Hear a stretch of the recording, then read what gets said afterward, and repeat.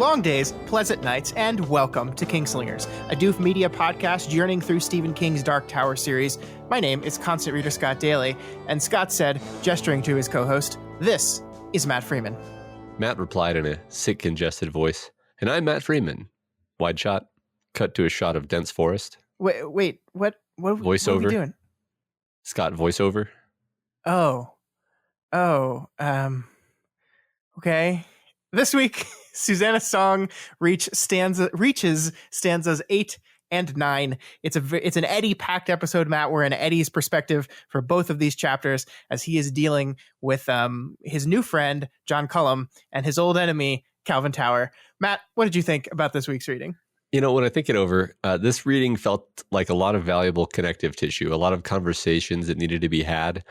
Nothing that I would call wildly exciting. You know, there's no gunfights or castle top negotiations this week. But as I went through my notes, I realized there's still a lot in here to talk about. Like, even when King has slowed down and sort of, you know, taking care of the precise bits of the story that need to be done in order and with deliberation, he's still putting in a lot of stuff for you to talk about and think about and you know, to entertain you in other ways. So that was cool.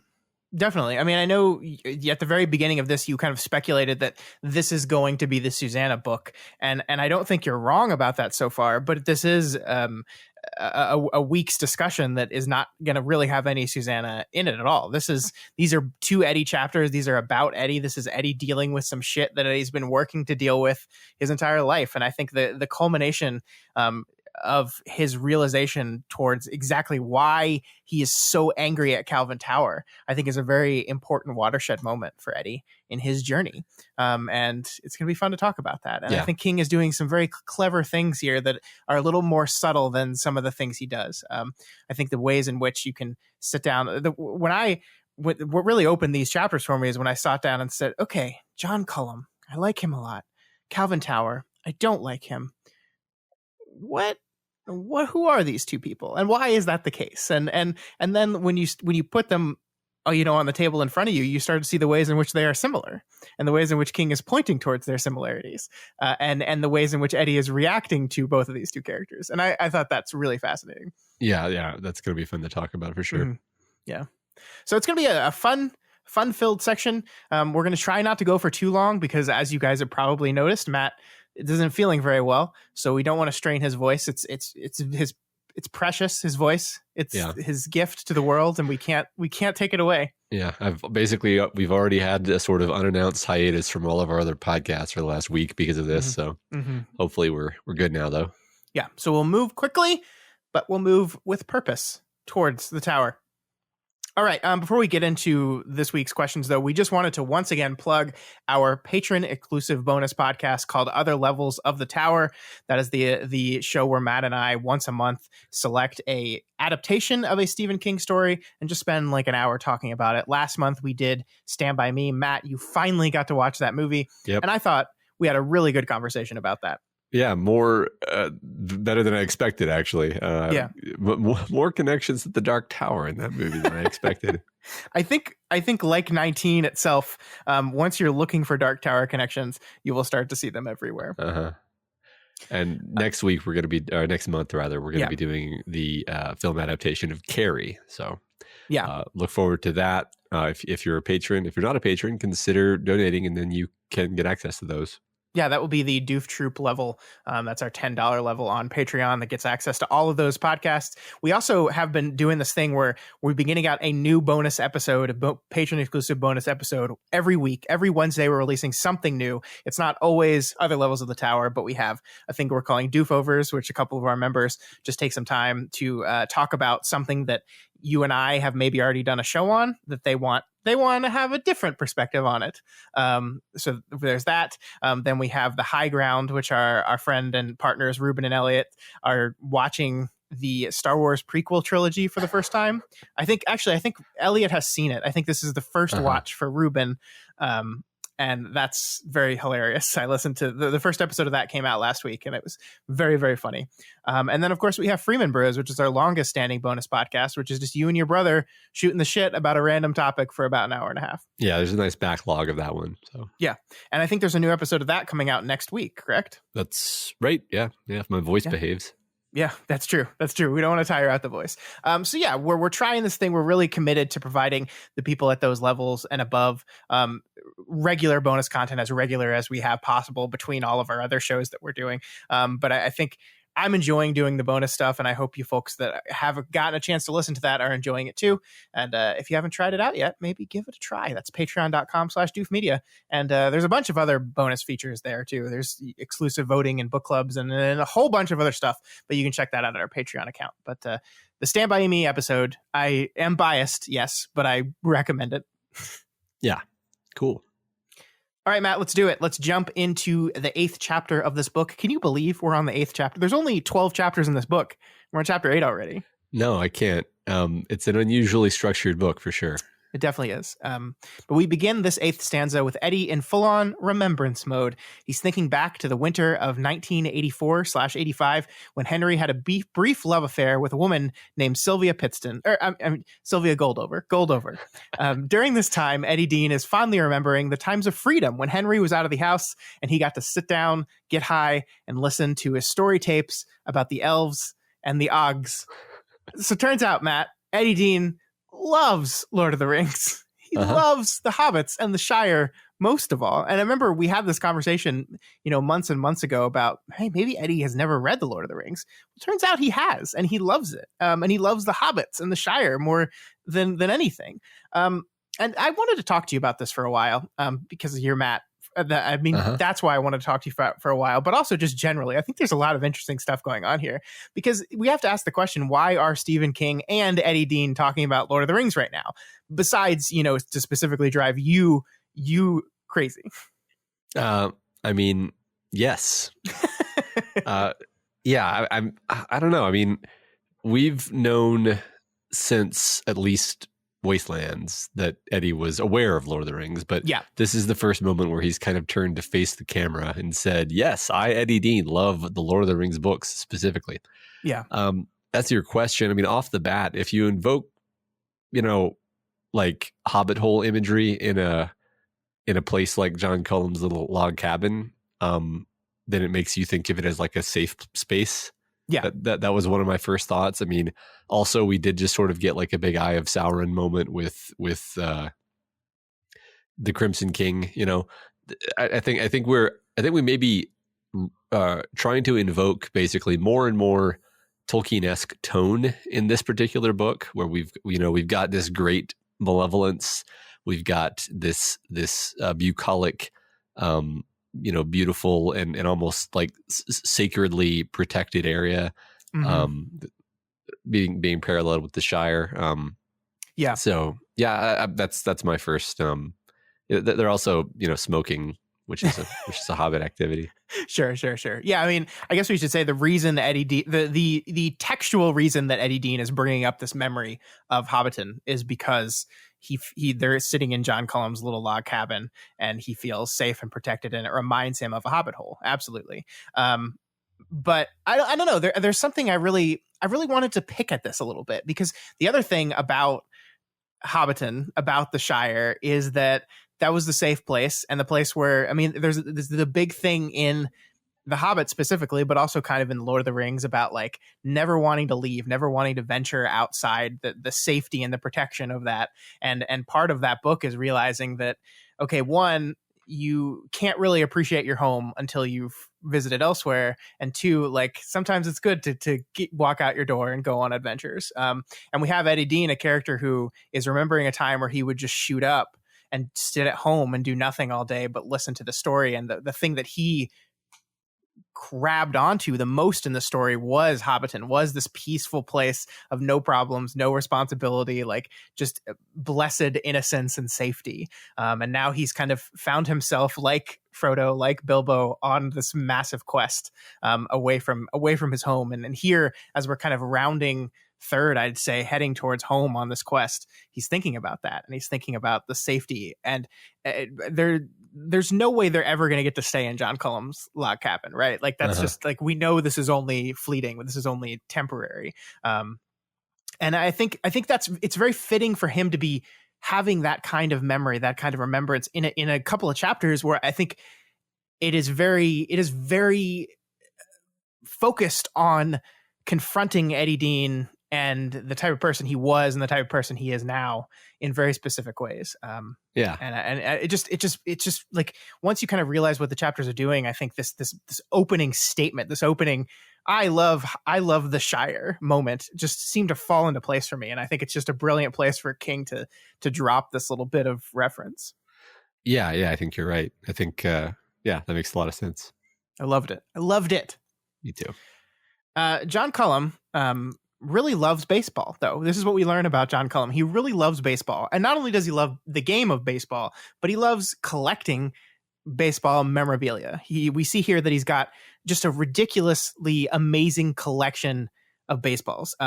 He has a signed Babe Ruth ball, which has to be worth like, God, thousands by this point, right? Like this is 2003 in this book, right? So a signed Babe Ruth ball has to be worth 40 grand, something ridiculous. Yeah, I mean, my entire knowledge of collectible baseballs is from the film The Sandlot. But that said, I think you're right. I couldn't find anything online that was signed by Babe Ruth for less than 10 grand. And even those tended to look really kind of beat up and weathered. And I wonder if it being a Red Sox Babe Ruth and not a Yankees Babe Ruth makes it even more valuable. Yeah, maybe. I don't know any of that, but yeah, maybe. But yeah, I mean, this conversation is so like chummy and great that I hate to be suspicious of John Cullum here, but like we do get this little sting of something being off at the very end of their interaction, and so I will just say, okay, well, I'm going to be a little bit wary. Okay. And so I will point out here, of course, which I think is something we're going to talk about a bit throughout this, is that Cullum is rather obsessive as a collector of these baseballs, right? Kind of reminds you of Cal Tower. Kind of reminds you of pretty much all of our characters, right? But it's interesting though, because the way this scene is portrayed, there's nothing. He's just perfectly warm and hobbitish, right? He's this cheerful hobbit, and you don't think like, oh, this is kind of weird that he has invested so much money in these baseballs, and that he's a bachelor, and maybe he's a bachelor because he spends all of his money on baseballs. I have a lot to say about this, and I think as we move further to the chapter, I'm going to say even more. But I agree with you. I mean, I do think King is consciously channeling an obsessive collector nature here in John Cullum in the same way that he is in Cal Tower and in a lot of our other characters. And yeah, I mean, the reason why I think the text is so warm towards him and so not judgmental about his obsessive collection tendencies is because we're in Eddie's head in this chapter, and Eddie finds this cool and impressive. Eddie's not like a huge baseball nerd, but he likes it a lot. And so this is something that immediately warms him to Cullum. Yeah, because they have this wonderful conversation about baseball. We learn that John Cullum is a Red Sox fan, and he wants to know if the Red Sox have won the World Series, which they had not. Sorry, John. Ironically, though, they would go on to win their first series since 1918, like months after this book came out. So this book came out, I think, in spring of 2004, and they won the 2004 World Series.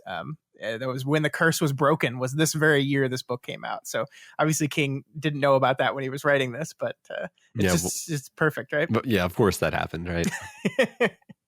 But then Eddie says this thing that I think I want to talk about this for a while because it's mean.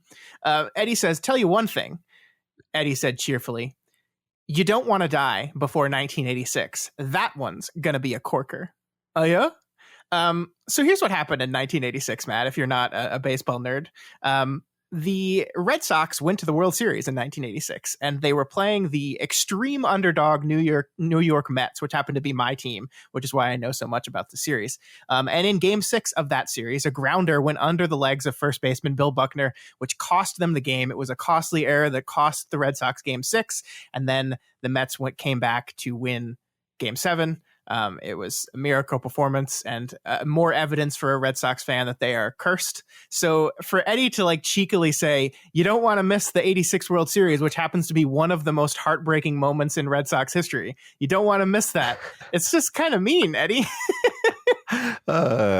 It's so funny because none of that is mentioned here. You have to know that trivia to understand why it's awful.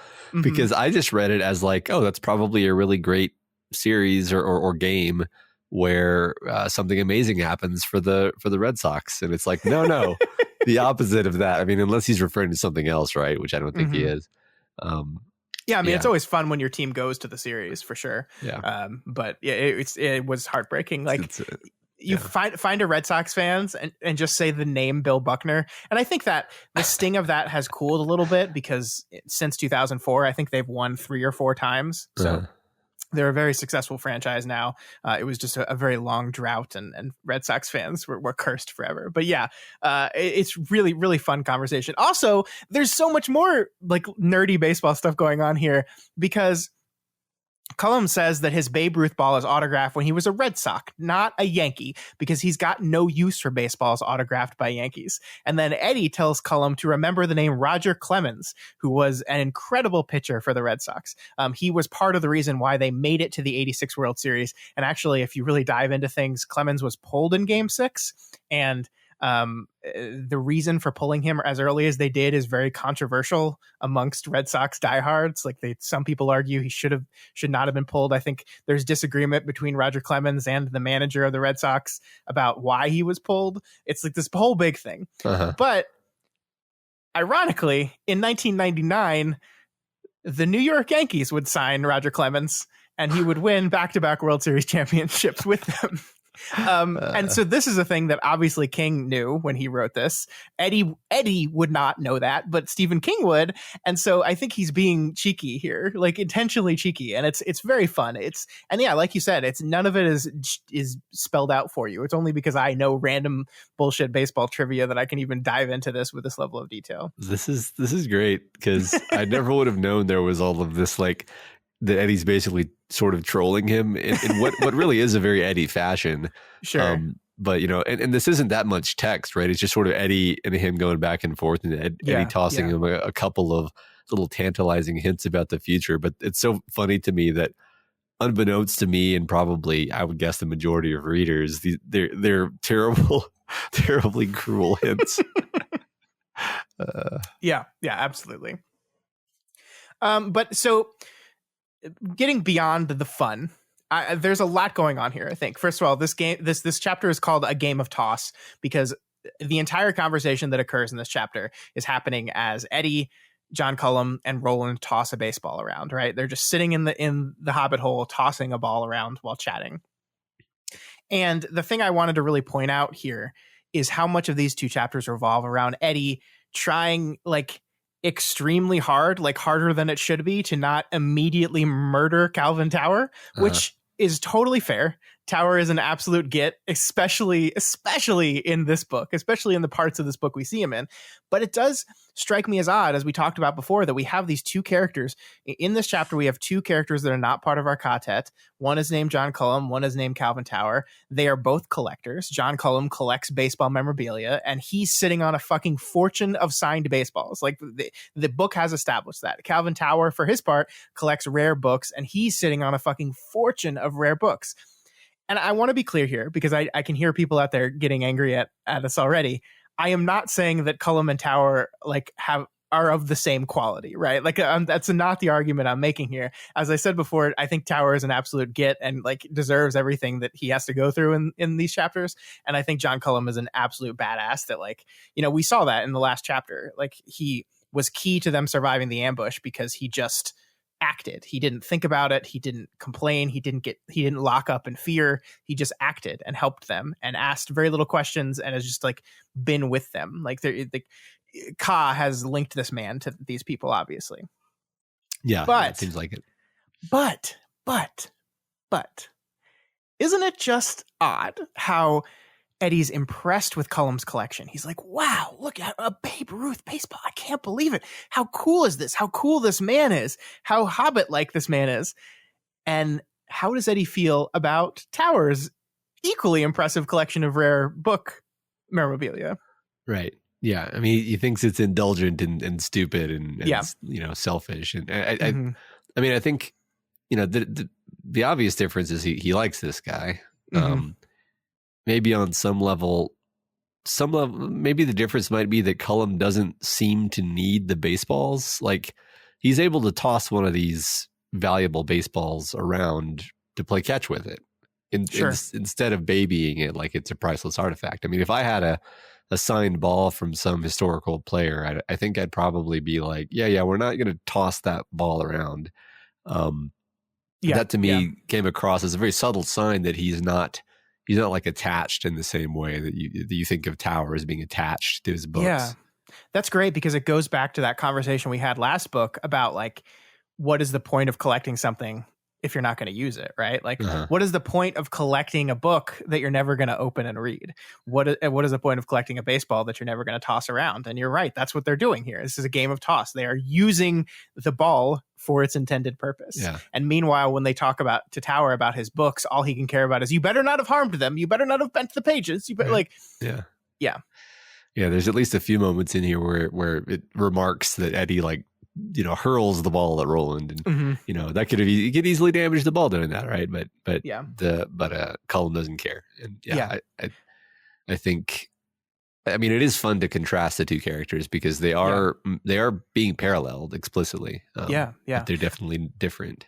And as I think the text will kind of spell out more explicitly for us in the next chapter, I think there is much of Calvin Tower that Eddie sees in himself. And that is, the impetus for the reaction he has to the ways in which he annoys him. Whereas I think you could make the argument that John Cullum is much closer to Eddie Dean as he exists today. The type of person Eddie Dean has grown into is more reflected in John Cullum. And so like the baseball, the hobbit hole, the good parts of his life, the things that he remembers fondly are the things that he associates with John Cullum. The parts of his life that he remembers not so fondly are the things he associates with Calvin Tower. So they can represent different parts of Eddie's personality.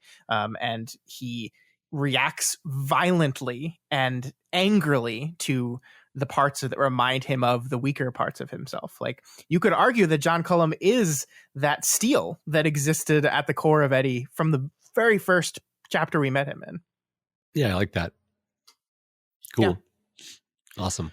Awesome. So speaking of that total git, Calvin Tower, Eddie and Roland ask Cullum about him. And while Cullum doesn't know his name, he immediately knows who he is because Tower's been gallivanting around the countryside collecting books. And he immediately knows exactly where to find him. Oh my God, this bit is so hilarious. Like, just Eddie's reaction and Roland's reaction here is just so priceless. Yeah. I mean, it's just like, it's both surprising. They're both surprised and not surprised at all that this is what Calvin Tower has decided to do. It's really perfect. Yeah. Speaking of stuff from this section that cracked me up, when Roland takes the cigarette, the Camel, and goes, "This isn't a smoke, it's nothing but murky air," Roland said. He gave Cullum a reproachful look that was so un-Roland that it made Eddie grin.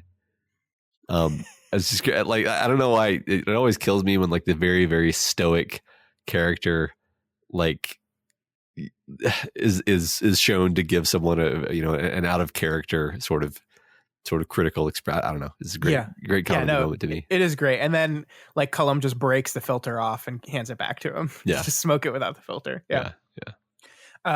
There is also, I mean, there's a lot to talk about Roland in these chapters too, because I think that's a great kind of segue to it, because I think Roland acts very much un-Roland-like throughout a lot of these chapters. When we get to the Stephen King stuff specifically, he just seems entirely indifferent to the entire conversation, which is very un-Roland-like. He always seemed like really interested in the stories and the Ka. I mean, like, he held that book, he held Salem's Lot and said, "This is the most important thing in the world. This is almost as important as the rose."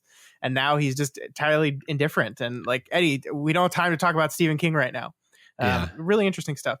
Yeah, I think I'm going to have more to say about that when we meet up with Tower. Yeah, we'll get there. So just before the trio head out to go bump into Calvin Tower, Eddie has just one more question for John Cullum.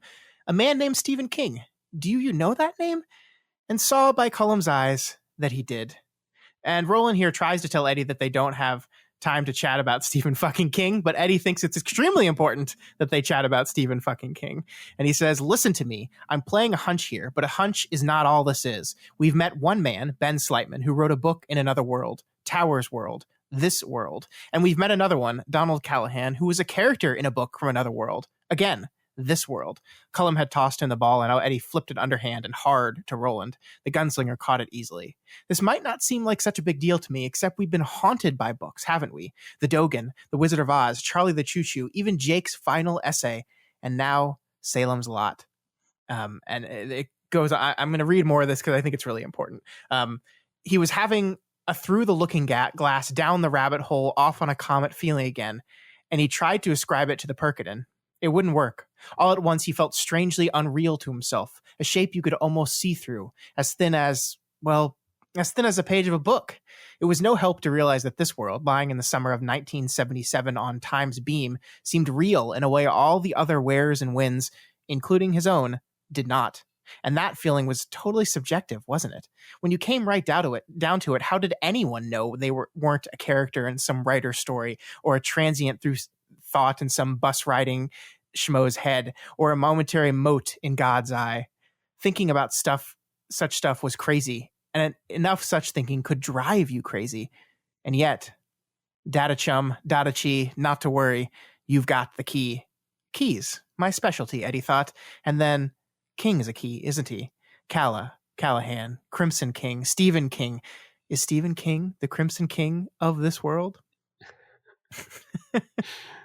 So there's a lot here, Matt. There's a whole lot here. I mean, Eddie's slow but inexorable conclusion that he feels made up, that he feels like a character in a story, and all the stuff that's going on and all the confusion around it. This book's getting very meta. It's getting very meta. Yeah. I think it's cool how King is letting us see that Eddie is asking a lot of the same questions that we are. That's always kind of gratifying as a reader.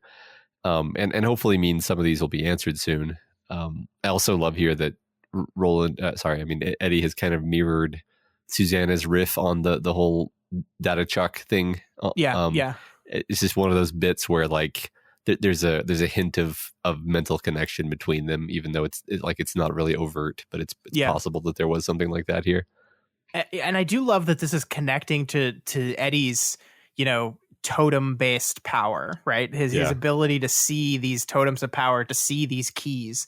And so he's metaphorically seeing the key that is starting to connect all this stuff together, and he's trying to process it, and these are all very interesting questions. But what Eddie is eventually moving towards with this whole line of thought is that this Stephen King guy is somehow important to Roland and Eddie's quest in some way. See, it turns out he moved about 20 miles away from where they are right currently standing about 2 to 3 years ago, which happens to be the exact same time that all these walk-ins started showing up.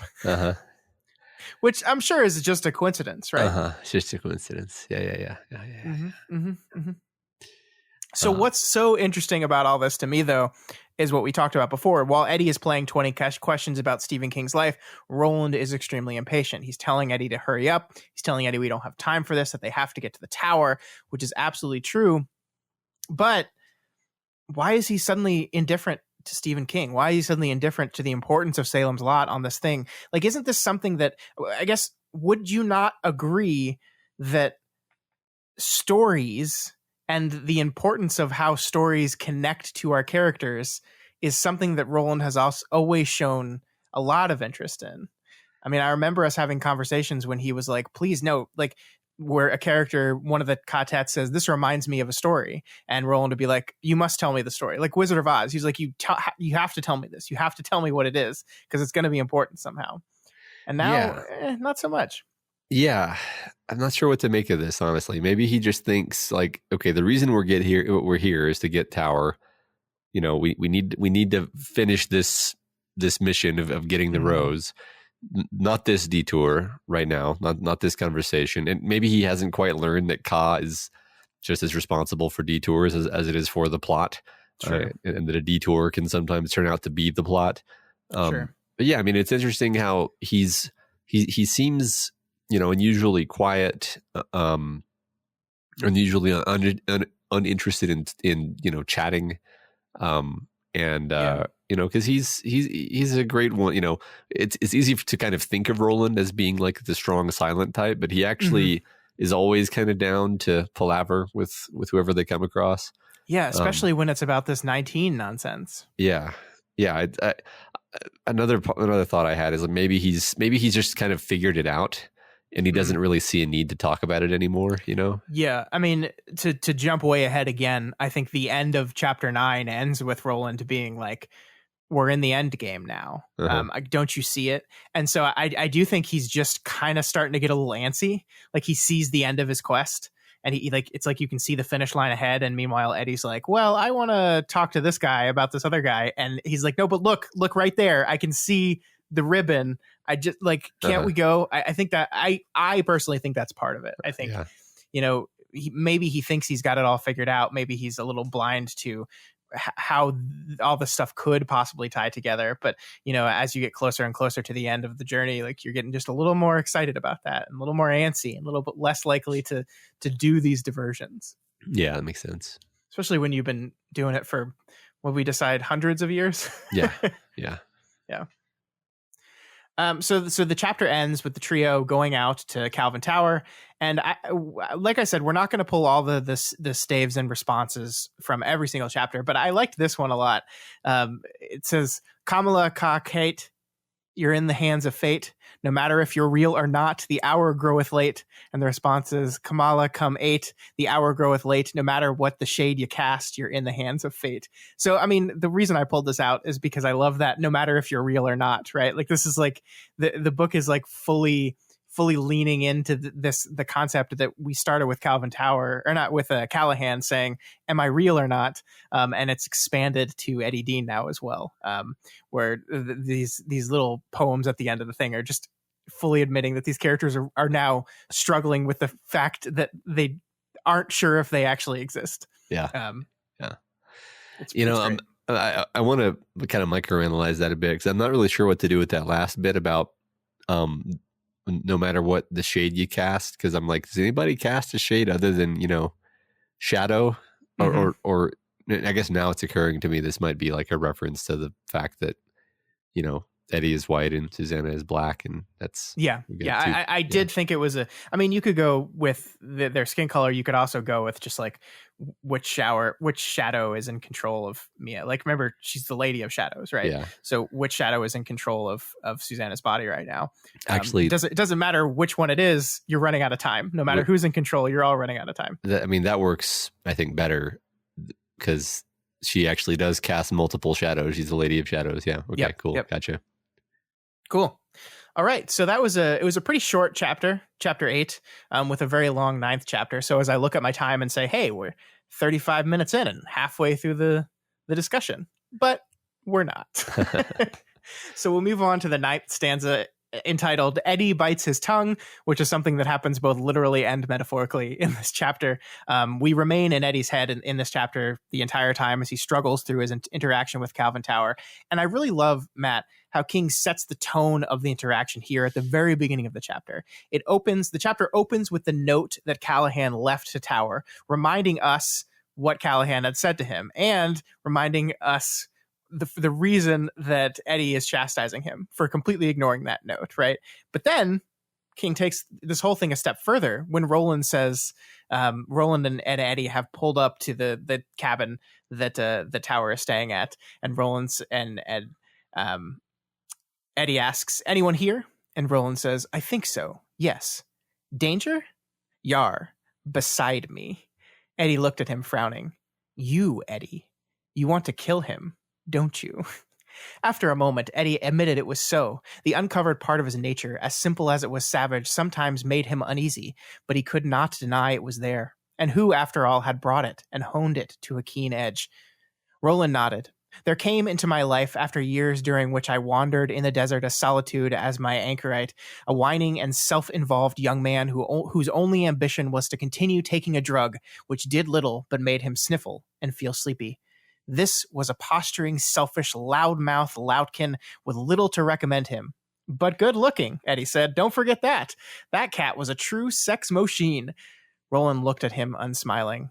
"If I could manage not to kill you then, Eddie of New York, you can manage not to kill Calvin Tower now."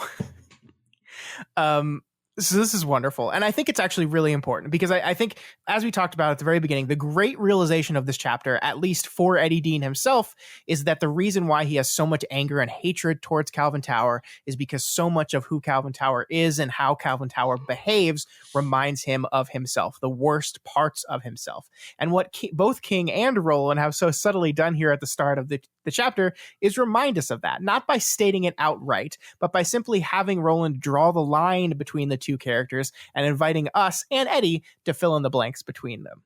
We'll talk more about this when we get to the Eddie's actual textual realization of the same, but I do love how he introduces the concept to us here. He says, look, you guys are the same, and Eddie hasn't quite caught up to that yet.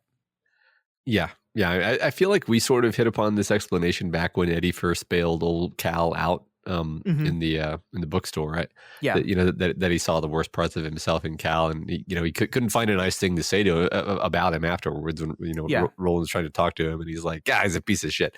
I just love how this all rolls out, because it's like this whole scene that's about to happen, because it's like exactly what I wanted to happen pretty much ever since then, but executed better than I could have hoped. And you kind of love when that happens in a book, right? When you're like, sure.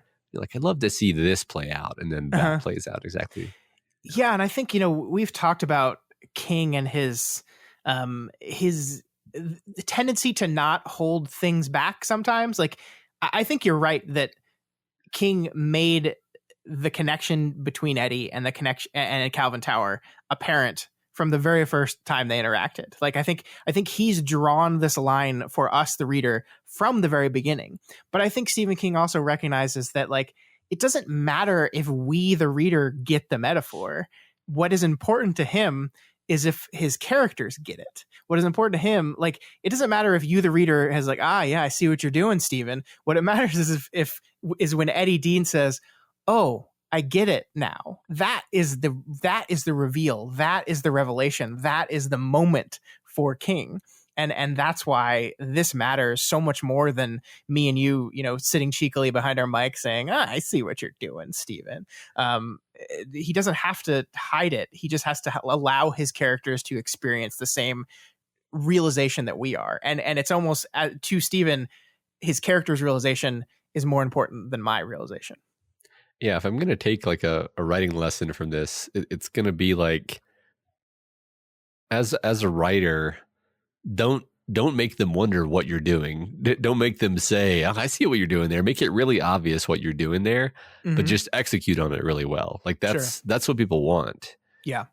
Like, how often do we complain about like murky storytelling versus how often do we say like, yeah, the storytelling was really clear, but the execution was poor. What am I trying to say? I guess just like, you almost can't go wrong with clear storytelling and clearly letting the reader know, like, this is where we're going with this character, so that you can be ready for it.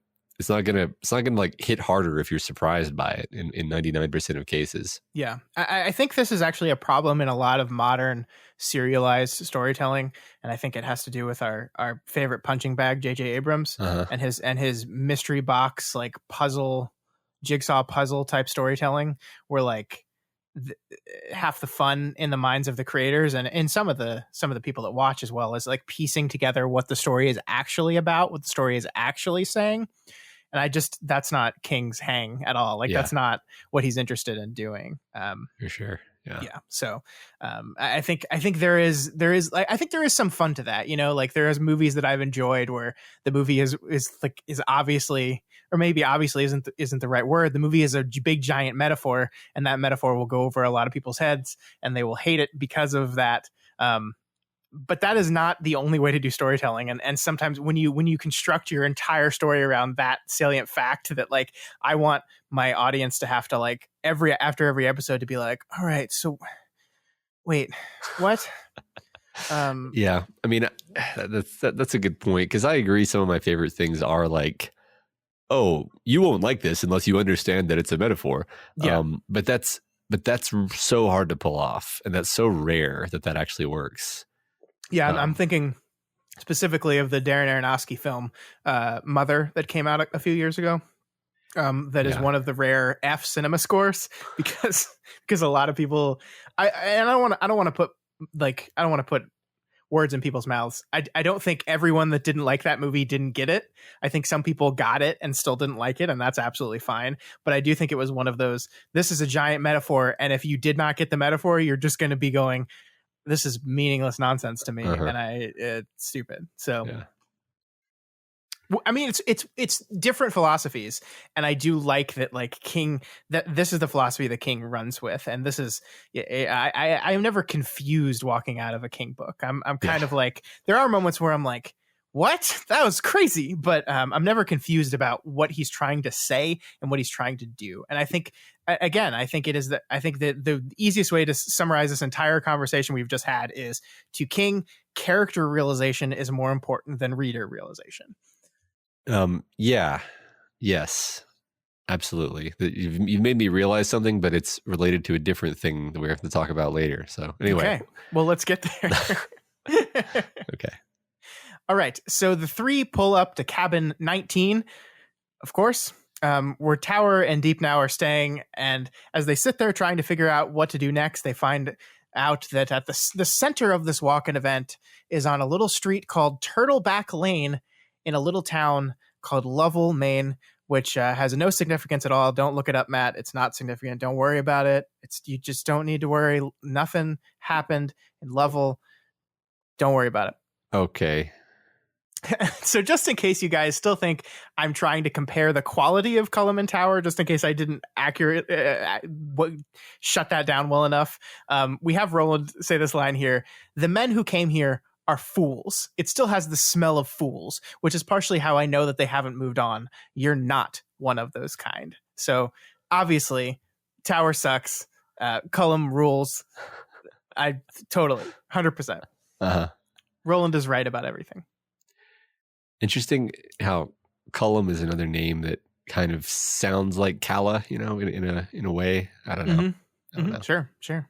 Anyway, I love how Calla Callahan has become like just synonymous in this book for like 19. Basically, they don't have to say it. Like whenever there's a name that's close to something else, they just go Callahan. Yeah, it's perfect. Yeah, rhyming coincidences. Yeah. Mm-hmm. So here we have to say goodbye to John Cullum, Matt, who Roland has telling get the hell out of town for a while. And Cullum promises to head to Vermont to hang out with a man he met there while he was a guard at a Maine state prison in the 50s. He doesn't say, but it makes you wonder if that's Shawshank Prison. And there is this weird moment here that I think you were hinting at earlier, where Eddie feels like John is lying about something here, or at least not telling the whole truth, but he doesn't have time to figure it out, and he just chalks it up as him being paranoid. And then John Cullum walks off. But you're absolutely right that we are left with this moment where we just kind of want to squint at it and go, huh? For sure, yeah. For the record, I did instantly think that it was Shawshank, and I was like, maybe the only reason he's not saying, "Yeah, I used to work at Shawshank Prison," is because that would have been just a little bit too much. Yeah, something mildly suspicious here, though. Not necessarily suspicious in like a bad way, but more like just gives you a feeling that we haven't seen the last of him, or that he's going to go do something that we're going to hear about later, or there's going to be more Dickensian convenient reappearances ahead, I think. I think that's a fair assessment. I do think if the author wanted to signal to you that a character was walking out of a story to never to return, he wouldn't leave with this weird note. I mean, we see that same thing happen later, where they walk out of the story, and where Calvin Tower and Aaron Deep now walk out of the story, and King literally says, "And they never saw him again." Right. So, this is what King does. And in this moment with John Cullum, he does this other thing that just makes you kind of squint at it and go, okay, that's going to pay off, I guess, in some way. Yeah. I mean, I just feel like at this point, every character that we've, spent time getting to know has come back again. So I'm just like, yeah, he's probably going to come back. Yeah, he does seem like someone that the book has gone out of its way to make immediately important, right? Yeah. We'll see. So Roland and Eddie finally meet up with Aaron Deep now, who happens to be hiding in the boathouse next to the cabin they're staying at.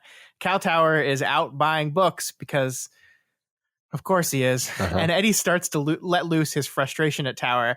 And Deep now attempts to defend his friend here, but he can only really do so like with low energy, like slight defense, right? He says Deep now dropped his eyes to the tablecloth. You have to understand that Cal is very dedicated. Books are his life. No, Eddie said evenly. Cal isn't dedicated. Cal is obsessed. That's what Cal is. Perhaps it's no accident that after this ironic moment, Roland moves the conversation on to bring things back to the deal they're here to strike, back to the rose, back to the tower. Is there any hint of irony here as the characters accuse another character of being obsessed about something? I don't think there is. I mean, Roland's ominous silence here is great, and he's become this like heavy presence in like the background in this part of the book. But like, you can almost kind of see him, and you mentioned this before, his kind of apparent change in behavior here. He's like condensing and streamlining down into like a bullet flying toward a target with no room for much else.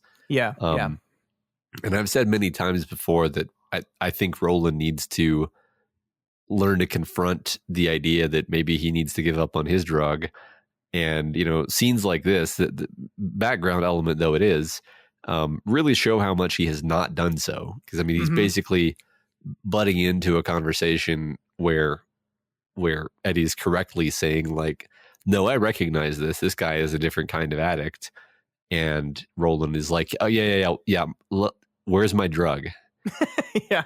We'll talk about that in a bit. Give me my hit, bud. Yeah, I agree with you. I think there is something very significant to the fact that this whole thing is told from Eddie's perspective, and we don't see Roland's perspective. And Eddie is coming to this realization. Roland is not. We're completely devoid of Roland's point of view in any of this. Yeah. In fact, there's a moment where Roland and Tower walk off to have a conversation together, and we don't get to follow them. We don't see what Roland says to Tower to finally convince him. We kind of see the writing on the wall as they walk out of the room, but we don't see what that conversation is. We don't see what's discussed there. And so there is no development for Roland's character in that moment at all, because we didn't get to see it. And yeah, I do think you're right that this is hinting at something. This is hinting at a lack of growth, a lack of change. Yeah. On reflection, we've gotten relatively little time inside Roland's head in this book. I feel like the main chunk of it was basically the gunfight in the gas station. And that was all just kind of action with no real reflection. Yeah. Can't remember if there was any real chunks of Roland POV when we were in the Cala still, but not really. No, I don't think so. Yeah. So I think that's a trend with this book is we're just, when it's a quiet moment, we're with Eddie. When it's an action moment, maybe we'll go to Roland, but that's that way we don't really see, okay, but what's going on with him? Yeah. We don't know. And it's true that like even in the action scene, we started with Roland almost out of necessity because Eddie knocks himself out and is unconscious for the beginning of the gunfight, and it is Roland's eye that saves them. But as soon as Eddie's awake, the text rips away from Roland's point of view and jumps back into Eddie's, and that's where we remain basically that entire time, and that's where we remain through both of these chapters too. Yeah. Fascinating. And so turns out that in the time since their last meeting, Calvin Tower has completely changed his mind about selling the lot to them.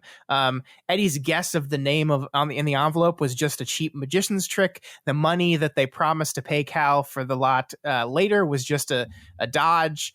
He's basically convinced himself that all this was bullshit, and he's not going to do it. He's not going to sell. And Eddie is he's upset about this, unsurprisingly. Yeah. And I love this part where they're talking to him and Deep now says, Cal says different. Have another strawberry, Mr. Dean. No, thank you. Have another strawberry, Eddie, Roland said and handed him one. So from now on, have another strawberry is just going to be my code for when someone is losing their shit around me and I want them to stop talking. Yeah. It's great. I love this. I love this bit here from a writing point of view, and I wanted to take a minute to just say, I love how this whole thing goes down, because like I don't know if you've ever tried to write an angry argument, but here's what happens when you try to write an angry argument. You try to write the angry argument, and the first problem is that you get stuck between having the characters be angry which means saying stupid things they don't mean, and making an argument, which means being precise and communicating solid points so the reader understands them. And you'll see this a lot in even published books, like books that are otherwise pretty decent, where you recognize, like, people don't really talk like that, especially in arguments, because in a lot of books, in arguments, everybody turns into lawyers who speak eloquently and precisely whenever, like, what should be a shouting match comes up. And the thing is, we're building up toward this confrontation between Eddie and Tower. We've been building up to it, building up to it. King sidestepped this pitfall because basically he has Deep No make the arguments in a calm way, and Eddie make his arguments in a relatively calm way. And then the angry comes later when Cal comes in, and then it's just angry. They're just yelling at each other. but that's bolstered by, like, the ideas having already been kind of aired, and Stephen King has gotten to make his case to you, the reader, in a calm and laid out way. And then we get to see an angry argument. And I think that's a pretty cool writing technique, because it really sidesteps an issue that I feel like I've seen over and over in books. That's really cool. I love that perspective. I did not think about it that way, but I think you're absolutely right that he kind of has his cake and eats it too here. Yeah. That's great. That's great. So we learn that Cal can't let things go, which is something we already knew about him. He's very, very talented at tracking down and convincing people to sell him these extremely rare books, but he's very, very unable to ever let them go. He can't sell any of them. And the lot is the same. And once again, we have this recurring beat that it's like the same thing that, like, the reason that Ka, like, put the lot in Calvin Tower's hands is because he does, like, refuses to let things go, and it's the same thing that's causing trouble, now that Ka needs him to let it move on to the same person. It's like the reason why he's so useful in this instance is also the reason why he's being trouble, which I think is so true with all of our characters, right? Like, the reason why Roland is the perfect person to go on the quest for the tower is because he's this plotting, like, continues to walk forward type of guy. But it also is one of the most dangerous things about him as well. Yeah. I mean, everybody's sharp edge is their most useful asset, but also the thing that does the most damage to, them and those they love. Yeah. It cuts both ways, right? Yeah. Roland seems to know better, though. He seems to know that in his secret heart, Calvin knows what he must do, and it's just a matter of unlocking that part of him and allowing him to realize the thing that he already knows. And what I love about this is, if you take our addiction metaphor, this is an intervention. That's exactly what it is. Calvin Tower walks up, and we have our three characters that basically say, Cal, we've got to talk about, we're all really worried about you and your recent behavior, and we need to convince you to let this stuff go, right? I mean, that's what it is. This is an intervention. And Eddie probably would not be invited to a lot of interventions based on how he handles it. But I will say that, like, as we get into this, I do think each one of our three characters here confronting Calvin Tower have a role to play in this interaction. And I think it is a combination of all three of their different methods that finally allow Tower to come to the realization they need him to, right? I think that's true. Yeah, that makes a lot of sense. It's a beautifully written intervention scene. Like, I read it the same way as you. I read it as, we're your friends here. Fundamentally, we're not going to let you weasel out of this. We're not going to let you escape, and we're going to force you to look at this in the eye. And the way that Cal responds to it, I think, is the most beautiful part, because it really strikes me as an intervention written from the perspective of a person who had an intervention done on him, where he's sort of lashing out and being a bit ridiculous and childish, but ultimately makes the right choice. Yeah, definitely. I love the way, like, the way it's just the way his lashing out is described. I think I'm trying to remember what he said. I think he's like, I deny it. I deny you. Like it's a very interesting way of phrasing it, right? Yeah. Um, Yeah. it's not just shut up. It's not just you're wrong. It's I deny it. Yeah. Like it's very almost formal, and Yeah. I think it really helps sell what's happening here. This is some of the best voice acting in this book, I think, is Really? just capturing kind of the hysterical level that Cal gets to here. Yeah. Before we get into the intervention itself, though, we have to talk about this moment as Eddie sees Cal drive up in his car and walk in. And there's this moment as he's walking up that we see, "You can't kill him, Eddie," Susannah said. "You know that, don't you?" Did he know it? And even if he did, could he listen to Suze's voice? To any voice of reason, for that matter. Eddie didn't know. What he knew was that the real Susannah was gone. She had a monkey named Mia on her back and had disappeared into the maw of the future. Tower, on the other hand, was here, which made sense in a way. Eddie had read someplace that nuclear war's most likely survivors would be the cockroaches. "Never mind, sugar, you just bite down on your tongue and let Roland handle this. You can't kill him." No, Eddie supposed not. Not, at least, until Cy Tower had signed on the dotted line. After that, however. After that. Man, this is so ominous. It feels like, as we move into this interaction, that King wants us to feel as if Eddie's almost the antagonist here. Yeah, it's a fascinating sequence, isn't it? Because Eddie's going into this really dark place, and I almost laughed it off. Like as we were building toward this moment, I was like, come on, Eddie's not going to kill him. Like that, it's hyperbole. He's, it's like when you say, "I'm going to kill you," when your friend, does some dumb prank or whatever. Mm-hmm. But like in this moment, King, kind of gradually brings us to this point where you're like, oh, he might really snap and kill this guy. Holy shit. I think he brings you there right before Cal walks in, such that you're like, which is perfect. Mm-hmm. I also love that Eddie tells himself, or, Susannah's voice tells him, let Roland talk. You keep calm, let Roland talk. And then Roland doesn't talk. Yeah, Roland right. just kind of sits there, and Eddie has to be the one who talks, and he has to get a handle on himself. And it's awesome. And I think Eddie comes to the realization that Roland knew all of this and was doing that on purpose. That was part of his strategy for handling Tower. But once again, Roland doesn't bother to let Eddie in on these plans. It reminds me of the time when he just had him speak to the entire of Caliban Sturgis, and he just didn't let him know beforehand. Yeah. Just has his planning. And I think so. I think this is where the structural decision to keep us out of Roland's head really pays off, because we're not granted this glimpse into Roland. We're like, why isn't he going to do something? I think even the text just really grabs onto that idea where Eddie's biting his tongue and bleeding, and is then he lets himself go, and he's like, Roland will surely jump in here and stop me before I go too far, right? But no, he doesn't. He just doesn't. I'm glad you reminded me of the Calla speech moment, because it also reminded me that Roland identified Eddie's skill as having a silver tongue. His everlasting tongue, I believe, is what he called it most recently. He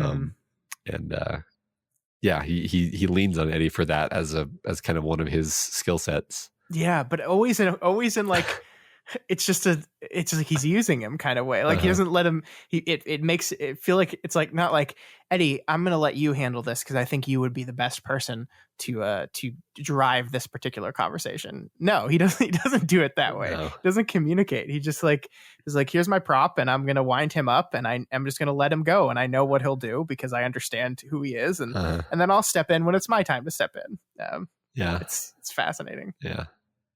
I do think it is interesting, the choice to make the voice that, our characters have heard voices, forever and ever and ever. And I think we could make the argument that Susannah talking to him here, and the glimpses and the brief moments of Susannah talking to him here are perhaps for the first time in these novels, not just, a person, reflecting the person they understand and hearing them in their head. That could literally actually be Susannah in the Dogan, trying to talk to Eddie, trying to reach out. It could just literally be Susannah that's speaking to him in this moment. You could make that argument. I don't know if we know for sure, but he ignores her. Like that's the thing, is like, I guess he doesn't technically ignore her because he says, yeah, you're right, I can't kill him. But like could he listen to Suze's voice? Like, that's Susannah. That's the woman you love. And he's just like, I don't know. I don't know if I can listen to Susannah right now. I don't know if I can listen to my wife right now. Yeah, she's far away.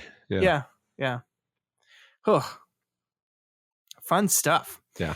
But Tower runs up screaming about some great book deals he got while Eddie is literally biting his tongue so hard that it bleeds. They immediately confront Tower about the promises he's made, and he's got excuses for everything.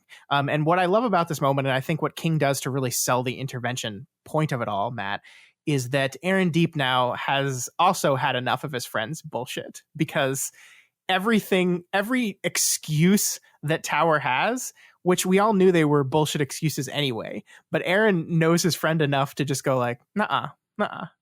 Your insurance lapsed on your building, and so when it was burned down, you didn't get any money. Well, that's Tower. That's because you didn't pay your insurance because you wanted to go buy a book. You're broke? What about all those books you have in storage? Those books were thousands and thousands of dollars. He's calling Tower out on his shit. And there's this wonderful line here where he says, stop squirming. You've earned this scolding, and you know it. If you're lucky, a scolding is all it will be. So shut up, and for once in your life, take it like a man. Hear him very well, Roland said in a tone of dry approval. So yeah, I mean, I think part of, as we talked about before, part of the key of this all working is that Deep now is just there to shut down every bullshit excuse that he has. And that's not something that Roland or Eddie could do. I mean, like, they knew it was nonsense, but they didn't have the knowledge to just poke a hole in it via logic. Eddie comes from it from the place of emotion. Deep now comes from it the place of history with him, and Roland comes of it from a place of like metaphysical like power. Yeah, and you know, Deep now is also not angry really, but like that thing that he just read was relatively harsh relative to everything else that he says. But usually he's just kind of like mildly pointing out, like, hey, you're full of shit. Almost everything you're saying is an exaggeration or a lie, and it really takes the wind out of Tower's sails, and I think makes him more vulnerable to Eddie's attack that he's about to go into. Exactly. It's so perfectly constructed. I really just can't get enough of it. And as we talked about before, Eddie can't bite his tongue anymore and starts going, and he thinks Roland is going to jump in and stop him, but he doesn't. And this is when Eddie has his realization. He understood Roland's silence. This was Eddie Dean's job, because he knew Tower inside as well as out, didn't he? Knew him very well.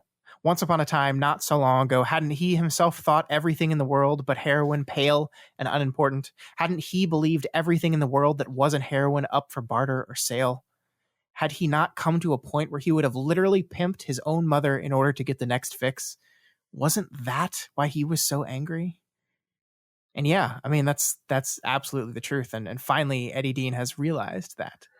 Yep. Again, like we've said, Tower reflects the worst in Eddie. I think maybe he needs to have that shoved in his face. Maybe he needs to be reminded that the worst is still in there. You know, why that needs to happen now, I'm a bit less sure, because you could argue that right now in the story, Eddie has been tempted. He's been given an opioid pain reliever. Like, that was a big red flag when that happened, right? Yeah. That's not an accident. You know, and he's been thinking of Henry a lot recently, and you know, he's got Roland with him. None of his other kind of supporting system, just Roland, the dude who, if we're being honest, still might be up for pimping out his mother to the Tower, or for the Tower, if he hadn't already killed her. Got him. Yeah, got it. Yeah. So maybe it's kind of a warning about that. Like, you know, Roland recognized danger at his side, but does Eddie recognize the danger at his side in the form of Roland and his one-track mind? Yeah, that's a really great point. I do think that we didn't talk about the opioids, but that is absolutely true, that there is this moment where he's on Percodan, I think, right?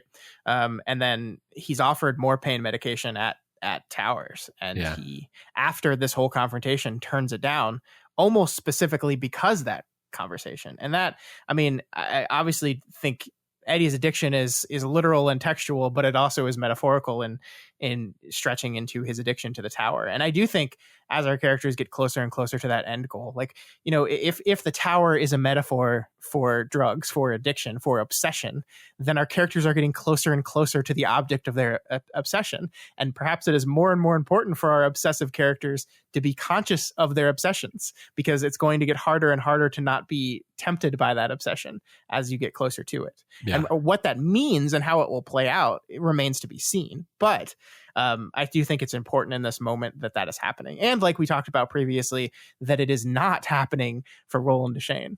Yeah. At least that we know of. Yeah. Yeah. I agree. Yep. Yeah. It's just a wonderful moment. And I think also importantly, Eddie, like, he doesn't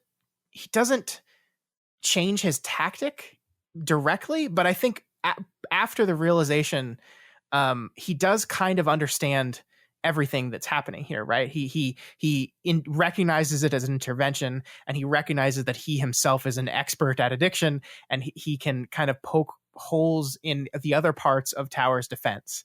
And it works just well enough that Calvin Tower finally starts listening and finally turns to Roland and asks the all-important question that basically taps Roland into the argument, where he says, "You're truly Roland of Gilead?" Roland regarded him through rising membranes of cigarette smoke. "You say true.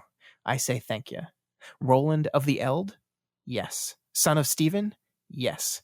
Grandson of Alaric?" So that's a new one, right? That's a new one. Yeah, I don't think we've heard that.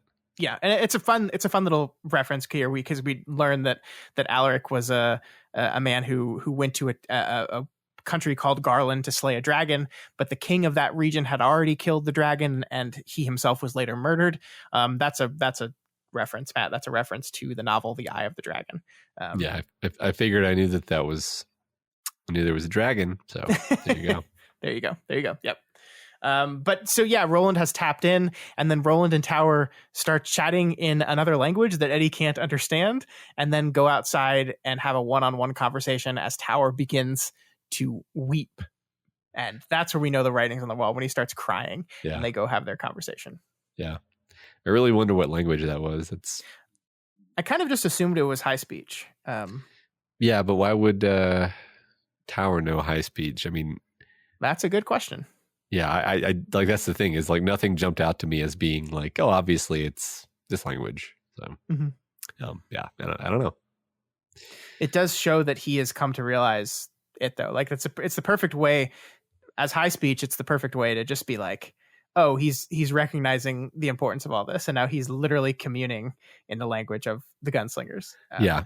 But like you said, I mean, the sequencing of things was perfect, because he wasn't emotionally ready to open up to this. And so the other two characters kind of wore him down, took the wind out of his sails. And then Roland was there to be like, all right, look, you can't deny that here's some magical shit that I know. And yeah. I mean, if we want to take this metaphor, I'm not totally confident in this, but like, you could argue that, Deep Now is the concerned friend. Eddie is the former addict that has the experience to know and understand what Tower is going through. And you could make the argument in this case that Roland is like the doctor or the specialist that, like, once the concerned friends and the former addict have broken down his barriers, then he's ready to listen to the psychiatrist and ready to do the thing he needs to do. I don't love that metaphor, because like Roland being the person that, okay, now that you've understand you're obsessed, please go hang out with Roland Deschain, because that seems like not a great thing. But I think in the particular situation we're setting up here, I think that's almost exactly what happens, is like Roland has the magic words and has the right things to say to finally push him across the line, but he had to be kind of warmed up by the other characters first. Yeah. So while they're gone, we don't get to follow them. We stay with Eddie, and Eddie and Aaron chat with each other about where he came from, because Aaron recognizes that Eddie doesn't come from here, but he also recognizes the way he talks. Eddie says he comes from Co-op City back in Brooklyn. But wait, because remember what you and I said all those months ago, Matt? Co-op City isn't in Brooklyn. In the real world, in our world, the world you and I live in, Co-op City is in the Bronx, and it's also in the Bronx in the world that Aaron Deep now lives in. So what the fuck? Yeah, I don't remember what I said about that.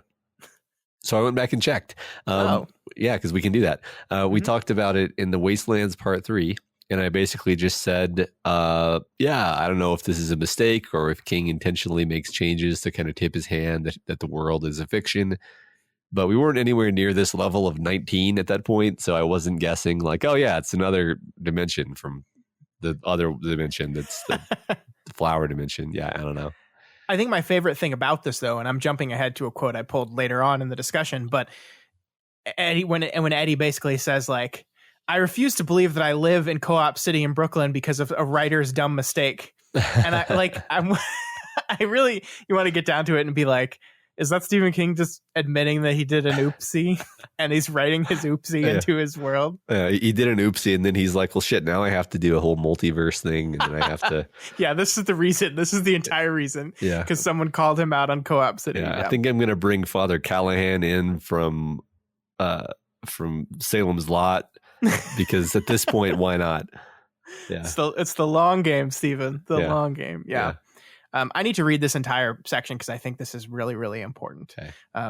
He understood enough to scare the hell out of him.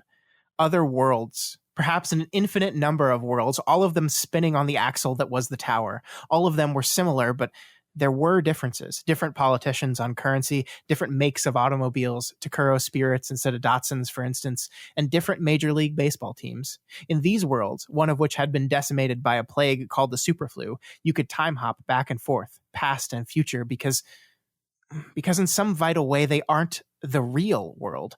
Or if they're real, they're not the key world. Yes, that felt closer. He had come from one of those other worlds. He was convinced of it. So had Susannah, and Jake's 1 and 2, the one who had fallen and the one who had been literally pulled out of the monster's mouth and saved. But this world was the key world. And he knew that because he was a keymaker by trade. Data chum, data chi, not to worry, you've got the key. Beryl Evans, not quite real. Claudia Inez Bachman, real. World with a Co-op City in Brooklyn, not quite real. World with a Co-op City in the Bronx, real. As hard as it was to swallow. Wow. Yeah. I mean, I guess it's pretty valuable that King is kind of starting to nail it down for us here. He is saying all of these other worlds are similar to Earth. Because I had kind of been assuming that all these other worlds are just like a wild and unlimited continuum of worlds spanning from Earth to Midworld and possibly all the way to Middle Earth and Westeros and Norath and Dinotopia, who knows? Damn, this is deep pulls, bud. Yeah, but King is here saying, through Eddie, probably, we're not sure that he's right, but he's kind of giving us that sense of like, yeah, this feels kind of expository. So it's like, no, it's more constrained than that. They're mostly Earths. And I think that seems to line up with what we've seen so far, right? It does line up with what we've seen, but I kind of just figured like, well, maybe that's just because they've been walking through like adjacent places in the continuum. I don't know. I think the most important part of this is that realization about the quote unquote real world, the key world, which appears to be the one that they're in right now, right? The one that Calvin Tower and Aaron Deep now come from, the one where Co-op City is in the Bronx. And you like, they are using real as in this feels more real, but we can use real as in the one that we're in, the one that you and I live in, that real world, right? We have a person named Stephen King in this world, the writer who wrote a book called Salem's Lot. That also happened in our real world, right? Although apparently the Shining movie was in Eddie's world. So, well, yeah, I mean, there's differences, right? There's so maybe, I think we said this long ago and we were like, well, why doesn't Eddie recognize the name Stephen King? Well, perhaps in his version, The Shining was not written by Stephen King. Maybe it was written by Beryl Evans. Yeah, we don't know. Dean Koontz. Yeah. Oh, don't! How dare you? No, it is funny though because in the real world, Charlie the Choo Choo is a book. And it was written by Stephen King. not true. Claudia E. Inez Bachman. So so that's confusing. But I'm going to set that aside and assume that Charlie the Choo-Choo wasn't a book yet when this book came out, and just pretend that's true so that we can just say, yes, Sure. when King says the real world, he means the real world. I do not remember when that fun children's book that I am now currently staring at on the top of my bookshelf, I don't remember the year that came out. So yeah. Although it does say Beryl Evans, not Claudia Inez Bachman on it. I thought it said Stephen King on it. Oh, okay. No, it has a quote. It says Beryl Evans, but it has a quote from Stephen King. Oh, okay. A cheeky quote on the cover that says like, "It's like I wrote it myself." This is great. Okay. Excellent. Yeah, no, I mean, I think that's true. And you actually had a note in the script earlier that you didn't say that I want to circle back around to now. Oh. We were talking about the Red Sox and the 1986 World Series, and like, it could have been different in Eddie's world, right? Yeah. Like, well, it could have been that in Eddie's world, all these things were grand successes for the Red Sox. Well, they didn't win because he doesn't say they won the series, but it could have been a much less heartbreaking loss for them. So the thing that he's saying could be like, yeah, it's going to be great. Yeah. Because maybe he thinks it is. I mean, there's like no support for this at all, but it did amuse me to think that like, well, Eddie, this is a multiverse. And like, if anything is going to be variable between universes, it's going to be like, does a guy catch a ball that's flying super fast through the air? Like these very, very high precision actions. So yeah, maybe that one grounder didn't go through the guy's legs in Eddie's world. Poor Bill Buckner. That poor man. Yeah. His career was over. Oh. So Tower comes back from the conversation. He's chastened and he agrees to sign the vacant lot over to the Tet Corporation. So they've won, Matt. They did it. The vacant lot is safe. This was one of their big goals since they noticed that the lot was in danger back in Wolves of the Calla. It's over. They did it. Hooray. Hooray. Yay. Sort of. Okay. I love like what I love about this is Eddie has this thing here where he says this round they had won, which did not change the fact that he had a bullet in his leg. And while that is both literal in the fact that Eddie has a bullet in his leg and the next part of the chapter is Roland removing the bullet from his leg, it also, I think, serves to like, subtextually remind us that they won this round, but the fight is not over. Right. Yeah. I mean, that was my feeling is like they signed a piece of paper, certainly meaningful, but I'm very curious to see how they parlay this into like actual material success because they've still got mobsters trying to shoot them who I don't think are going to be super respectful of the fact that Calvin Tower signed a piece of paper with no legal witnesses, So yeah, I mean, this felt meaningful, but also like, okay, but you're a long way from where I imagine the goal actually is. Yeah. And all we know at this point is that in the year 1999, there is a giant dark skyscraper on the lot. Yeah. That's all we know. Yeah. So something happens, but we don't know what yet. The rose seems to be there, but there is a skyscraper now. Yeah. Yep. But as we said, their quest is not over yet. And as Eddie is learning more about the key world, the real world, and he's kind of turning over what that means in his head. But before they move on to that stuff, they've got to do some time travel shit, Matt, because they have to push Deep Now and Tower onto the path that leads them to saving Callahan's life 4 years from now. Because remember, Deep Now and Tower are the ones that show up when Callahan is about to get a Nazi symbol on his head, and they save his life.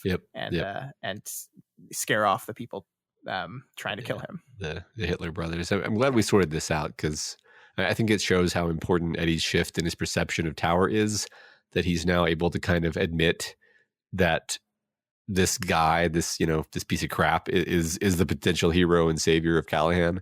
And he's the one who kind of makes that move. Yeah. I mean, I think it's perfect because we go back to the very beginning of this chapter, and why I love that moment so much is because Roland is basically saying to Eddie, I know you hate this man, but you were just as bad as he is, and look where you are now. And Eddie's response to that in the moment is just joking, right? It's like, but don't forget good looking. He's a good looking son of a bitch, right? He doesn't take it seriously. He's not actually listening. And by the end of the chapter, you're absolutely right that Eddie looks at this man and sees the potential in him, finally, sees the chance for him to become a better man, to become clean, to become no longer addicted, no longer obsessed.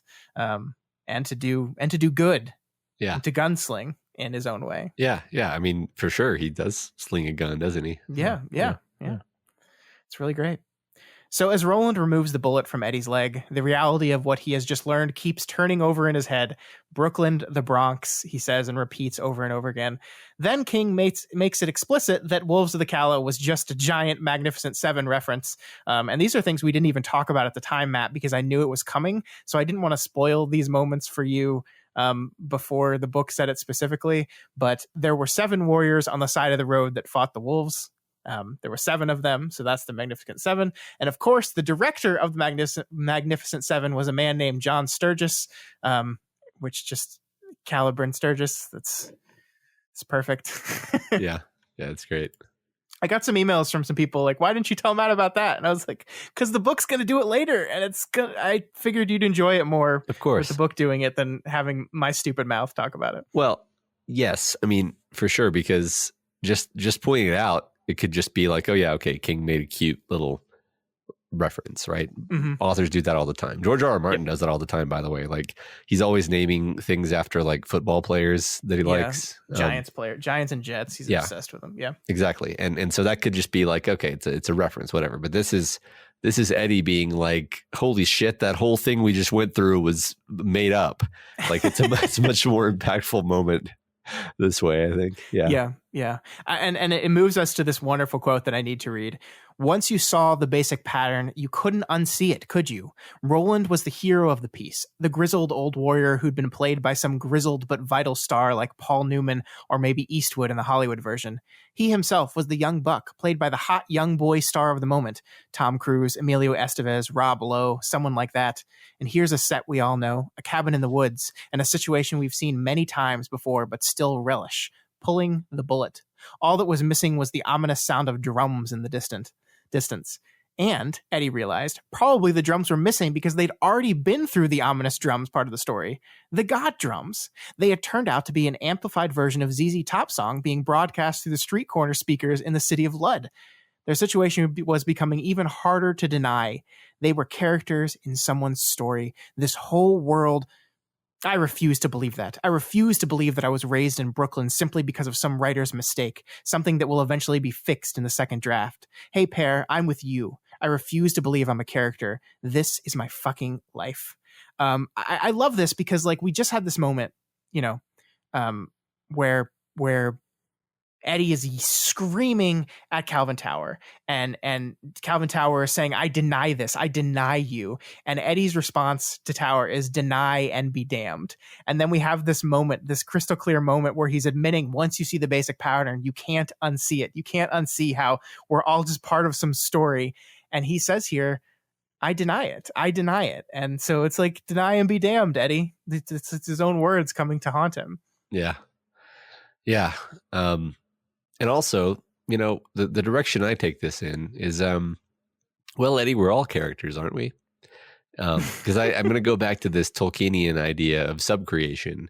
Okay, I really want to talk about this for another bit, for the possible metaphysical stance here that King might be taking. Because sure, if we take Tolkien's stance that God is the ultimate creator and humans are all his creations, and our characters and our stories are subcreations. Well, aren't those subcreations just as valid? Aren't they just as much leaves on the great tree of creation? Like there are a few branches further along the hierarchy, but they're still part of the tree, right? It's yeah. And so I'm pulling a lot of this from honestly the Tolkien professor's discussion of the Tolkien story Leaf by Niggle, one of Tolkien's earlier works, and I really think that's a podcast episode people ought to listen to, by the way, if they're interested in this idea, which let's put in the show notes. I'll make a note of that. Yeah, I really do think King is aware of this idea.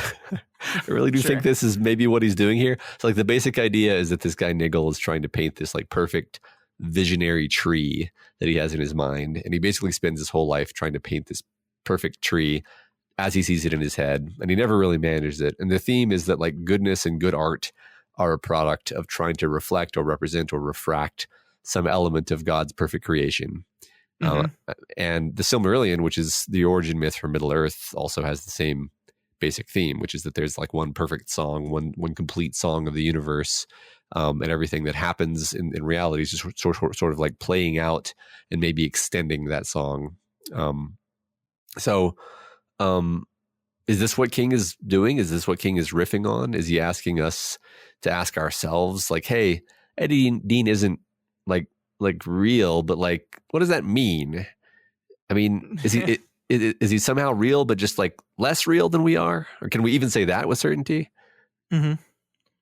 Yeah, I love that. I love that. I think you're on to something great here, because I agree. I don't want to say yes or no. I don't know if King is consciously channeling the concept of subcreation. But it certainly seems like he's at least tapping into something similar than to Tolkien's idea here, because I mean, that is some of the questions Eddie Dean is asking himself. Like, I think he says earlier in the chapter, like, what, it's all perspective, right? Who is real and who isn't is all perspective. And like, that's the truth here. But like, if all these characters are just some things that people made up, they still feel real to themselves, right? So yeah, who's to say you are real or are not real? And even in his denial here is like, this is my life, but also, is it like, and I mean, that gets down to Ka and free will and all these things, and like how much control do you have over your individual day-to-day choices anyway?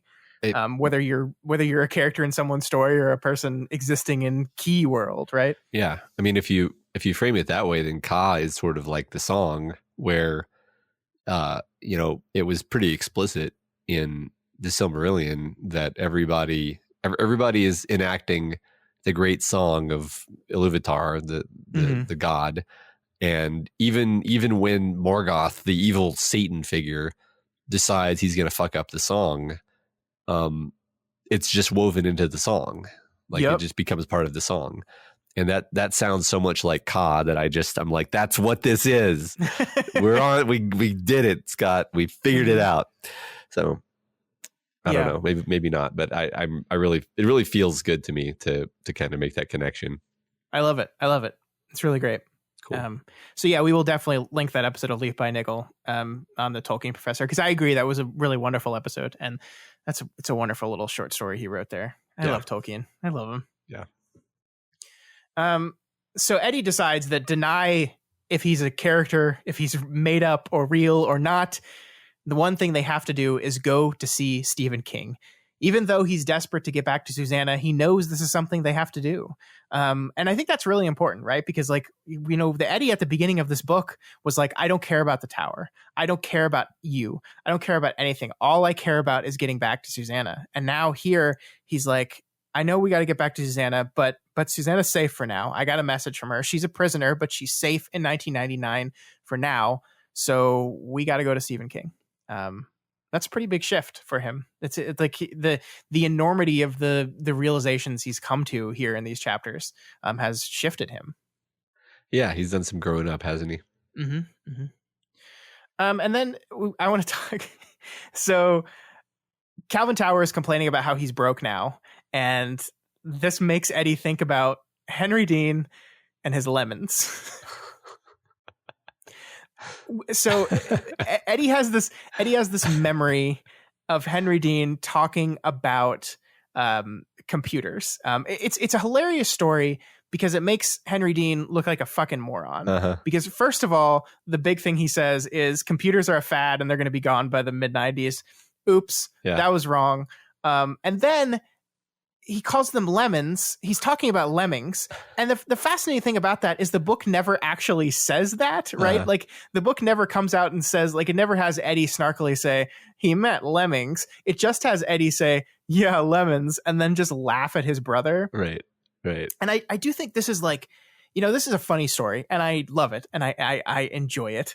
But also this is an Eddie Dean post-realization that is thinking about a story of his brother, and it is a story that is completely like disarming and embarrassing, and taking this like Henry Dean was such a presence in his life, and a negative presence and a powerful presence, like pulling him towards darkness and pulling him, and I'm not saying like that the book has never made fun of Henry Dean's intelligence before. It certainly has, but this is like one of the most like direct, like, God, Henry was kind of fucking stupid, wasn't he? And I think I think to me, it represents the same kind of maturity we were just talking about, the same kind of growth we were just talking about in Eddie, that right after this moment of realization, right after this intervention moment where that he successfully navigates Tower back towards his path, he has this random memory of Eddie Dean, and it's one of the most embarrassing mistakes ever that he doesn't even bother to correct. Yeah. Yeah, it's almost just purely a comedy beat. There's no sting to it, really. And even like everything he says about lemmings is also wrong. Like it's just great. Yeah, he's just wrong in every possible way. The only thing he gets right is sure wish I could go back to 1982 and invest in Microsoft. Yeah. Right. But that's what he tells. Calvin Tower to do. He says that Microsoft invest in Microsoft. Yeah, which is true. It's funny because isn't Eddie like, yeah, you can double your money, and I'm like, first of all, doubling your money is not some incredible feat in the stock market. That's just going to happen naturally over a long period of time. But also, like, if Tower instead were to buy the IPO in like 86 and he'd like 300x his money. Yeah, he would make. Yeah, I think to me, double your money is just like an innocent, like not certain how the stock market works statement. Okay. But like, I don't think he's. I think you're right. I think anyone getting in on the ground floor of Microsoft would do much more than double their money. I mean, my prediction here, which is based on this sort of being a bit of a trope, is like he just casually mentions this to Tower, thinking it might make him a little bit of money, and then like enough to get by on. Yeah, and then we hear later that Tower like owns Manhattan. You know, that's but like just as a passing reference. You know, that kind of thing. And he's changed his name to Donald Trump. Oh my God. It's not. I would not do that. That was a joke. Sorry.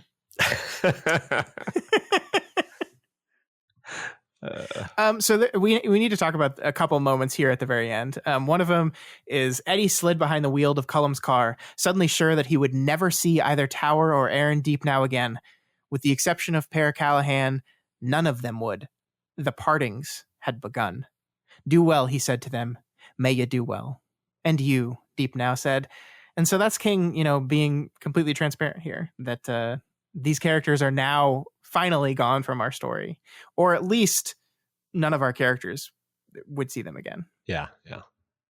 With the exception of Callahan in the past/future. Yeah. Whatever. Yeah. I think that's that line though. The partings had begun, right? Like that's a lot. That's a lot. And we can link that with the annoying Stephen King quote from last week's chapter 7, where he said, by the time Eddie thought to ask this question again, there was death between. Yeah, death. So we just don't know. Yeah, we just don't know what any of this means. Well, I think there's going to be more partings. I mean, I'd be shocked if there weren't more terribly sad partings of our party, But we'll see. But we close on the chapter with Roland turning to Eddie and saying, "It's the end game now. All I've worked for and waited for all the long years. The end is coming. I feel it. Don't you?" Eddie nodded. It was like that point in a piece of music when all the instruments began rushing towards some inevitable crashing climax. Which is why we wrote the intro joke that way, by the way. So now that King has connected us to this idea that this is a story and that Eddie is fluent in movie language, we are having a lot of fun with these like movie storytelling references like this, the drums part and the instrumental crescendo here. Like I wonder if this is going to be a thing from now on. Yeah, it certainly seems like it. And it's exciting and terrifying at the same time. And we have a big, long, very, very, very long book ahead of us.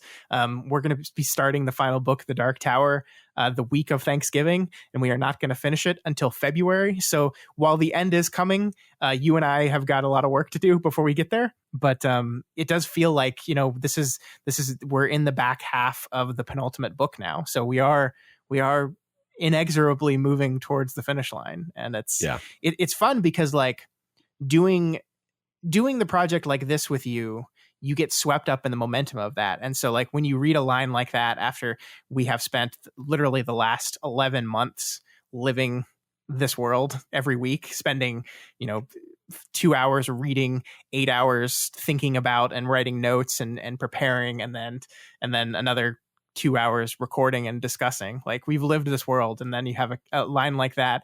All we've waited for, the end is coming. I feel it, don't you? It's like, yeah, Roland, I do feel it. And it's an experience that I've never had while reading these books, because I've never read them like this before. Yeah, it does feel like more epic journey when we're doing it this way, for sure. Certainly. Yeah. Love it. Yeah. Well, that's the end of this week's reading. Next week, we are going to do the next 2 stanzas. So we're going to be talking about chapters 9 and 10. Maybe we'll finally get to see what's going on with Jake and Callahan, because those 2 characters have left our story and they haven't been in it since. Yeah. We don't know what they're doing. I almost wonder. Yeah, I mean, I was almost thinking, like, are we just not getting them this book? Maybe. I don't know. I mean, yeah. We'll see. Again, maybe they'll pop up next week. We'll see. We don't know. Yeah. All right, so look forward to that next week. Read chapters 9 and 10 and report back next Thursday. Before we sign off, we've got to talk about our discussion question for last week. Last week, our discussion question is, what is your favorite object/totem of power in literature, and how does that totem tie into the themes of the story? Matt, this was a question. This was one of those where, like, I was sitting at my computer 5 minutes before we had to record, and I just couldn't come up with something. And like, this is something that just popped in my head at the last minute, and I tossed it down, and I wasn't confident in whether or not it was a good question to ask or not, but the answers were a lot of fun. It was one of those ones that worked out really, really well. And so thank you, everyone who took the time to write in something for this, because I thought it was a great answers to a question I was uncertain on. Awesome. Cool. All right. So I guess I'll start. Yeah. Pear Jane says their first thought was Wilson from Castaway. He's not a character per se, although all totems are characters in some way. But Wilson is Chuck's touchstone, his main symbol of companionship and hope. Totems are never powerful on their own. They're imbued with power. And Wilson became a powerful totem of humanity and connection because Chuck laid his hand on him and made him human. By the same token, Stephen King-wise, I'm selecting Dear Sweet, Rational, Stanley Uris's Bird Book. Stan is the least understood of the losers. King goes out of his way a few times to show he's especially awkward and weird, even among awkward weirdos. And the bird watching, an inherently adult and seemingly boring pastime, is representative of that. On a recent reading, what I loved the most is that while Bill likely didn't understand why bird watching is important to Stan, he understood that its importance to Stan was all that mattered. It held power because Stan gave it power, and Bill respected that. On the rare occasions that I see a scarlet tanager, I always think of Stan. I love that answer. I love both of those. So we're going to get quite a few it answers in this. And interesting. I was talking to you about this book, I think it was earlier today. It is a book that doesn't have a lot of direct Dark Tower tie-ins. I mean, there definitely are some. I mean, I think the cool thing about Stephen King's multiverse is that everything is kind of connected in some way or another. But there's not a lot of direct tie-ins here. But it's a book that I really, really, really want to discuss with you in a long format, because it's like, I think it's my favorite Stephen King book. Like, I love Stephen King and I love so many of his books, but it is a book that I've read most King more than once. I've read it like 5 times, and it's a book that I just pick up every couple of years and read again, and I just love it to death. So I really want to give this book the treatment that we're giving all these other books. So hearing answers like this just make me want to do it more, because I'm like, oh yeah, that's a really good point. I love it. Moving on to the next question. It's also from It. So Hixanthus says, I love Bill's bike in It, silver. So wonderful how it was used both time, both young and grown up. Love its last trick, which he's not going to spoil. I see it as proof of the power of childhood's imagination and innocence, which of course are themes of the whole book, which they absolutely are. I don't think it's a spoiler to say childhood is a theme of the story. I don't think you've seen the movie, right? Or the miniseries? No, I'm actually, one of the reasons why I'm excited to read this book is that my exposure to it has really only been like isolated scenes. Yeah, I mean, pictures, isolated scenes, perhaps on YouTube's, animated GIFs and so forth. Hey, Matt, this will be fun. What is it about? It is about some kids who are tormented by a demon clown. They like temporarily defeat it and they have to leave the town, or they forget about it or something, and then they have to come back when they're older and defeat it once and for all. But they're grown-ups and that's there you go. All right, cool. Yeah, cool. One day we'll find out how right you were or wrong. Okay, great. One day, yeah. Cool. All right. Nick Grew says, I'm pretty sure that Indiana Jones's hat qualifies as an object of immense power.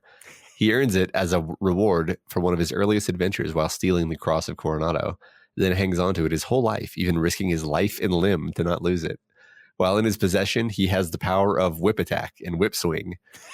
It gives him the ability to find treasure, solve mysteries, and probably, most importantly, his hat gives him a major charisma multiplier with the ladies, which also includes a face slap resistance ability that is always active.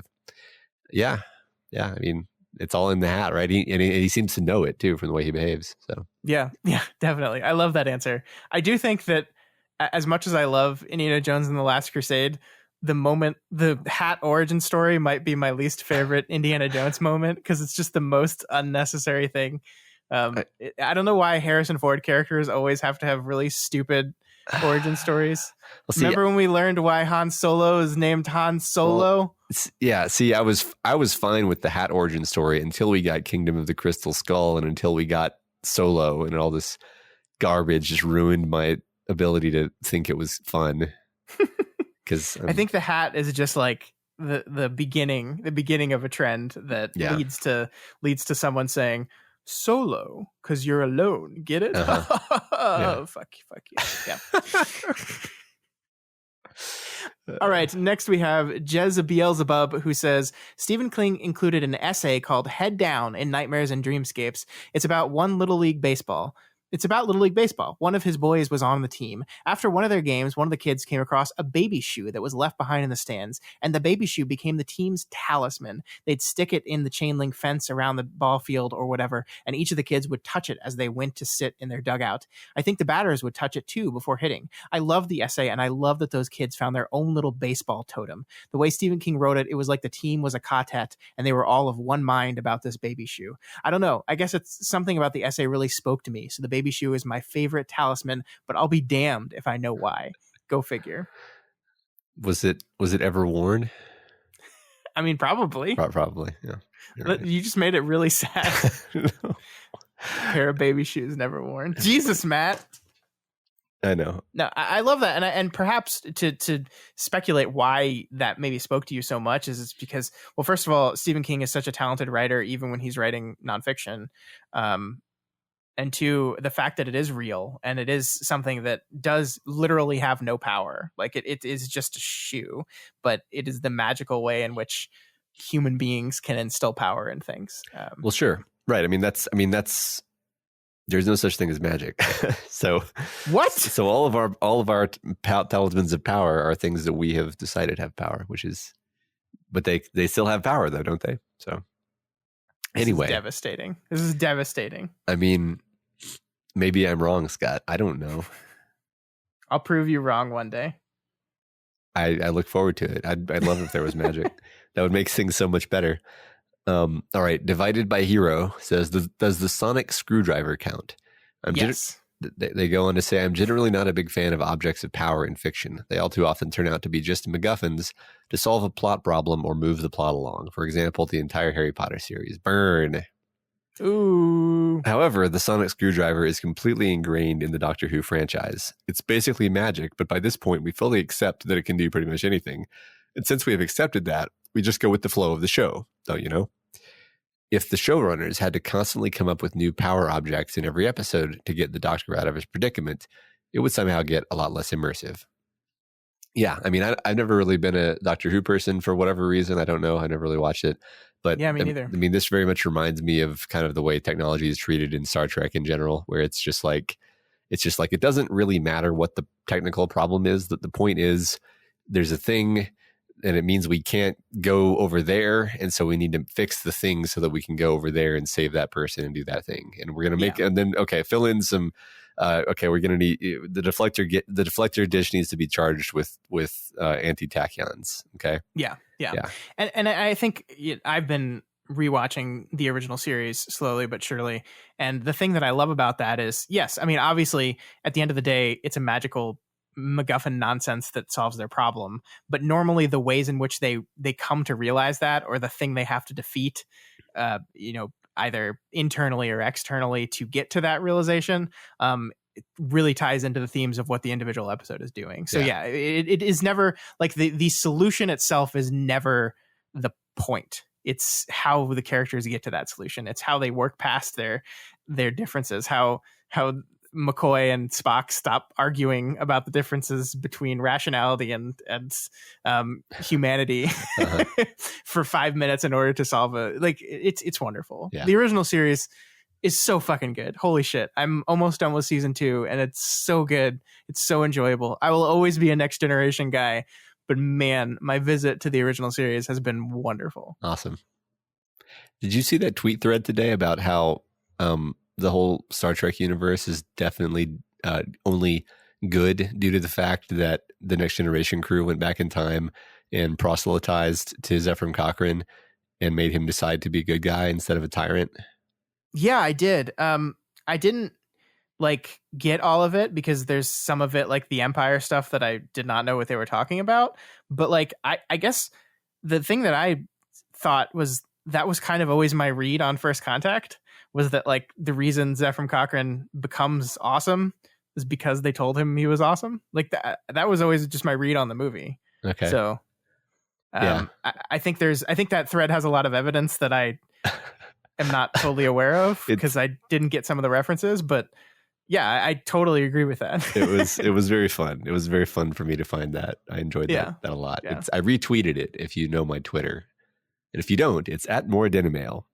Yeah, good luck spelling that because I still can't. Yep. Way to go, Matt. It's really good for the brand. I'm sorry. All right, let's move on. Next up, we have Dark Gazing, who says, when it comes to Stephen King and totems, I really like how the kids from It... Oh yeah, spoilers. We'll get there. Yes, we will, Dark Gazing. Aside from that, my favorite totems come from David Lynch's work, especially Twin Peaks. The surreal plot imbues everything with dreamlike symbolism and power. The Owl Cave ring, Laura's diary, even mundane things like black coffee and cherry pie become almost magical. They signify Dale Cooper's personality and strengths as an FBI agent. As evidenced in season 3, he needs them if he is to become himself again. However, the most famous example is arguably the Log Lady, who is carrying around a piece of the woods that acts like a receiver for messages from beyond. Now that I think of it, a totem in both respects to its power, but also it's literally a bit of a tree. Nice. Another thing shared by both Twin Peaks and Stephen King is a fondness for magic words and phrases too. Fire, walk with me, do it, please ya. That's a great answer, Dark Gazing. Love me some Twin Peaks. Cool. I tried to get my wife to watch Twin Peaks with me once, and she lasted literally half an episode, and she was just like, nope. I haven't really watched any Twin Peaks, but it's on my long list. One day we'll do like a David Lynch thing, and you'll have to watch Twin Peaks. Sounds good. Fat Bear 621 says, their first thought was Green Lantern's power ring, which gives its wearer the ability to will anything they want into existence, provided they have the willpower. The idea of a magic wishing ring made me think of Aladdin's magic lamp, but both of these seem like they were way more specific and powerful than Little Maturin. So I thought about it some more and realized that my actual factual favorite magic totem isn't magic at all. It's just an icon that its owner pours his belief into. Dumbo's magic feather seems to give him the ability to fly, but really, it gives him a vehicle to channel his belief. And when he loses it, shades of Father Callahan and his cross. Huh. Yeah, I like that. I love that. That's a beautiful connection. Yeah, it really is. Dumbo's feather to Father Callahan and his cross as he's fighting a vampire. That's an image. Yeah. Did you see the new Dumbo? No, I did not. You know me, and I'm pretty positive about these remakes in general. Uh-huh. That's a bad one. Bad one. I can hear your thumbs down from here. Matt Said Word says, I will stick with the Kingiverse here. In it, we see Silver, Bill's bike from childhood that comes back into adulthood. It ties to the theme by illustrating how innocence is felt and remembered through this talismanic relation to the object of childhood. Take that same understanding of the bicycle and jump to Hearts in Atlantis, where Bobby Garfield wants desperately to get the Schwinn bicycle in the window, but his mother gets him an orange adult library card for his birthday instead. Bobby loves the gift, getting into a world of grown-up books and stories. He tries to save up for the bike, but Bobby later begins to have misgivings for his newfound understanding of his adult library card and the moral baggage that comes with it. He eventually abandons his bike for grown-up problems. Thematically, his mother made Bobby choose adulthood over childhood, leaving him to grow up too soon, forcing him onto a path he didn't choose or want. I like these objects because they do not have inherent power, but rather lend a sort of passive and understood power to the owner through very normal, non-supernatural means, driving the characters to a path that is wholly unique to them. It's Ka, baby. I love that answer. I do love the idea of a library card as a totem of power because in our society, it kind of is one. Yeah. I think one of my favorite things about the current generation is how libraries are coming back in a big way. Yeah. Gen Z uses libraries a whole lot. It's really great. Yeah, I used to enjoy libraries as well. They are magical. I agree. So fun. Tyree 1807 says the first totem of power to come to mind is one I've been thinking of recently after introducing a friend to the Redwall animated series. There's a Redwall animated series? What? I think he actually linked it here. Anyway, we'll be coming back to this. But for instead being a totem of power that had no power of its own.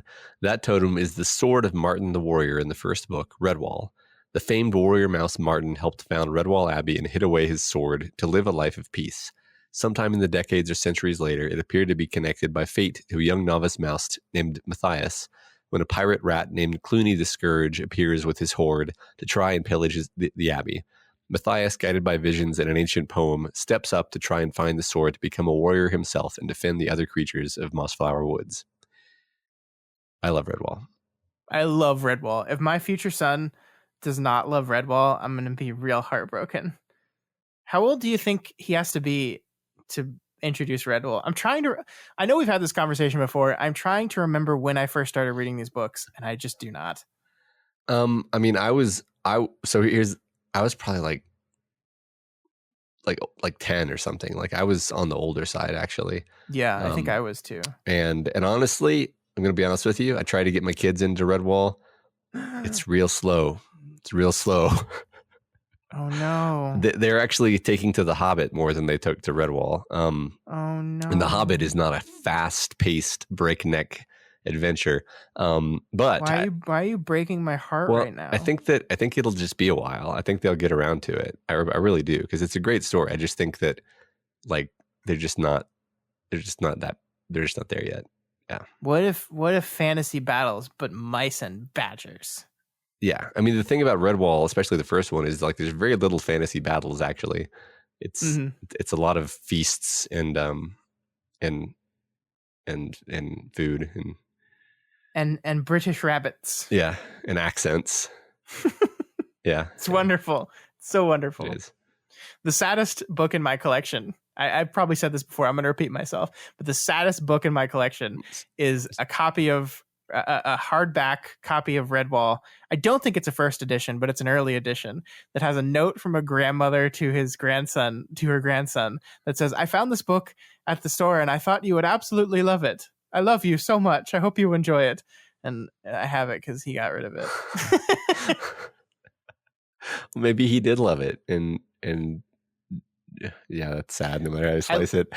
I mean, I love, one of my favorite things is going to used bookstores and finding notes like that in books. I think it's wonderful. But yeah, I mean, it's always wonderful to see those loving notes from family that are gifting books, but there's always a tinge of sadness because you know that person got rid of that book. Yeah. Right. Which I don't like. The guy probably just grew up. Like, it doesn't mean he never read the book, although this book is in remarkable condition. And so he might not have ever read the book. Yeah. But, it's just, it's good, but there's some sadness to it. I'm also like addicted to keeping every single book I own. So I thought you were going to say the saddest book on your shelf was the Redwall book Salamandastron, because that is the saddest book on anybody's bookshelf. Dear God, you just reminded me of that book. And yeah, Jesus. Redwall. Coming soon, a Redwall podcast. Yeah, right. I don't know if there would be enough to say about those books. Yeah, I don't know. I haven't thought about him in a while. Mm-hmm. All right. Next up, we have Complicated 9519, who says the Flame Key Mind Drive from the 100. Whatever you want to call it, it's constantly a symbol of power. I'm not going to get too into it, but it's a super advanced piece of technology that can store the soul/spirit or mind of the person who uses it. It is used by future barbarians to be worn by the next ruler in line. You must have Nightblood to use it, another symbol of the chosen. Nightblood is a rare defect? ? Where someone is born with black blood. They are taken from their homes as children and are forced to fight in a free-for-all death to see who the next bearer of the flame will be. There are also priests called flame keepers that hold on to the flame in between rulers. Holy shit. So, what is this story? The 100 is a story, is a CW show that I watched a few seasons of.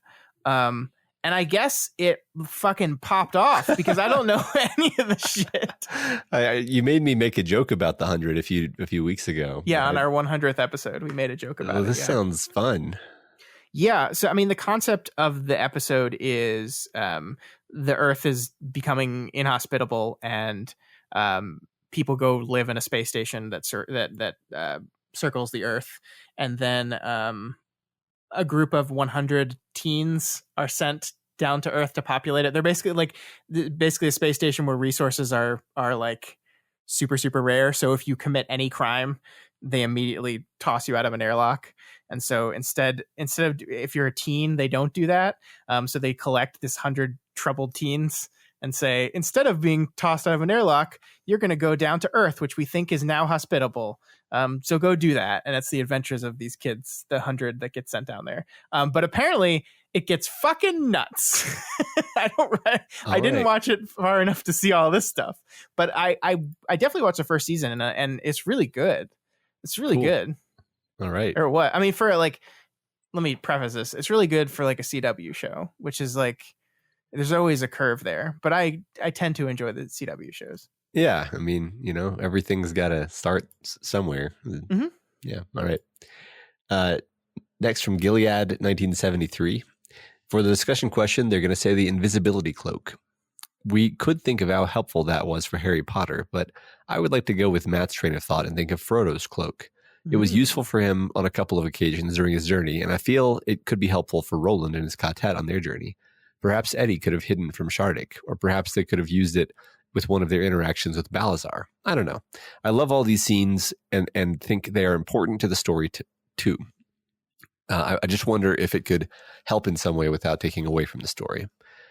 That's a really interesting thought, because like the invisible, like the elf cloaks, the fact that they bring like supernatural hiding ability is so kind of in line with the kind of creatures that the hobbits are already, and like they're just not fighters, they're hiders. They fight very rarely, and that actually emphasizes how kind of weak and in danger they always are. But our characters are gunslingers who are all they're gunslingers, goddamn it. So it's interesting to think about, though. That's a cool thought. Yeah, I mean, I think there's something interesting to the idea of the thing I really gripped onto was the idea of like I love the scenes and I love the way things goes, but I love these characters so much, and I just wish I could like help them sometimes. Yeah. And just introduce, like, I think that's a very understandable reaction when you just really invested in something and you really like a character and you're like, can I just give him a machine gun? Yeah. Like you watch the Alamo movie and you're like, oh man, if they just had like one machine gun, man, fucking win. I assume every Texan school child has had that thought. Probably, yeah. Yeah, it's great. Next up we have Al840001, who says, well, if you're looking for an object of power, then by all means look no further than whatever the hell is in Mr. Marcellus Wallace's briefcase in Pulp Fiction.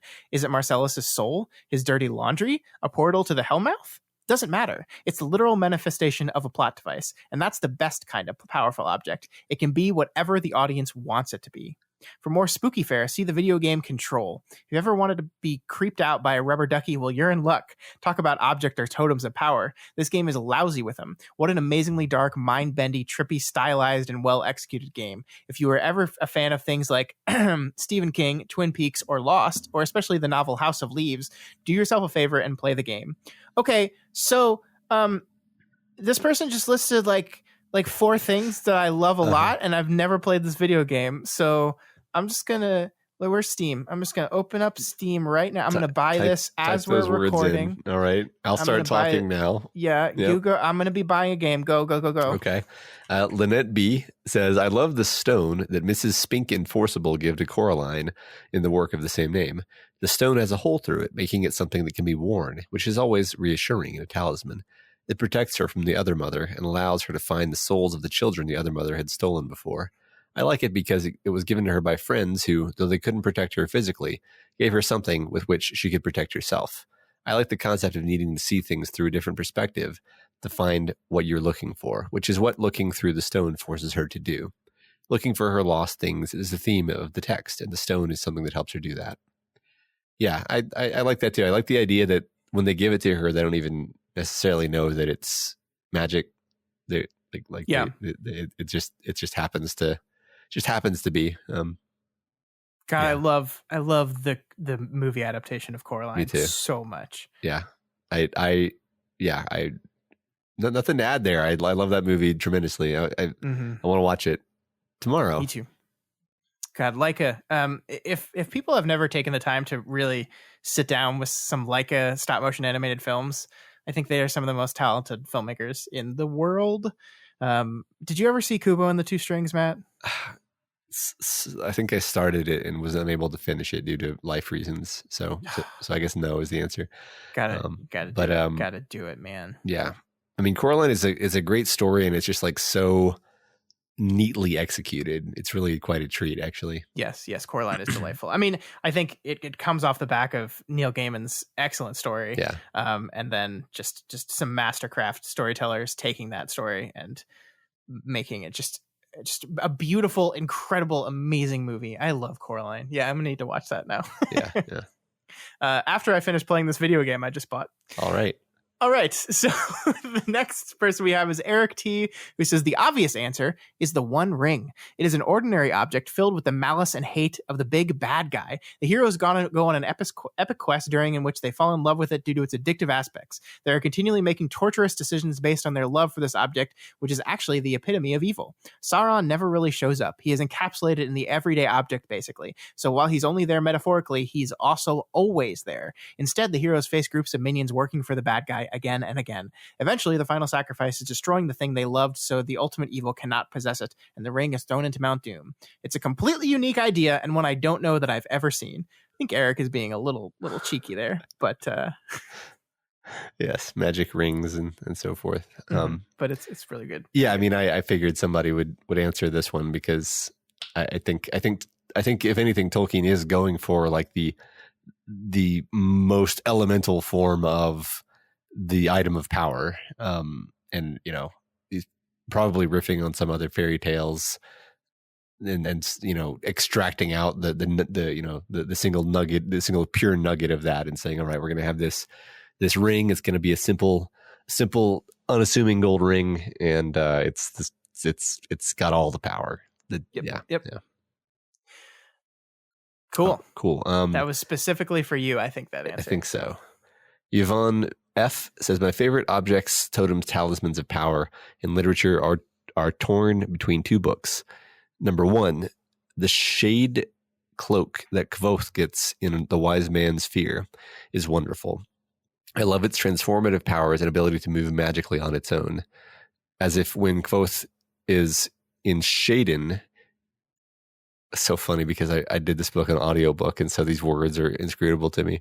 When he's in Shaden, he's always standing in a superhero breeze. The cloak is such a reflection of Kvothe's own malleability and ability to push himself beyond what a regular person would think possible to achieve his goal, all represented in a cloak that can be shaped into anything as well. To be honest, I don't remember anything about that. Wow. What? Really? The cloak. I don't remember anything about a cloak in that book. What? I'm losing my mind. This is very upsetting. Something's wrong with me. I think I'm sick. And number 2, in Gerald Brahms' book Krampus, the Yule Lord, there exist 2 related objects of power, Loki's arrow and Loki's bag. They are representative of such an awesome and amazing spin on Christmas traditions. Santa's sack of toys is so damn ominous when the book introduces us immediately to the synopsis to the idea that Santa Claus is a murderer. Mixing Norse, Christian, and other religious and mythological stories together in a delightful narrative. Brahm is known for his art, old school Warcraft, etc., but his books should be just as celebrated. Definitely read this book. The objects of power are just one fascinating piece. Cool. Yeah. Never heard of that. That's really cool. It sounds fun. Man, I loved Wise Man's Fear and Name of the Wind so much. Yeah. So much.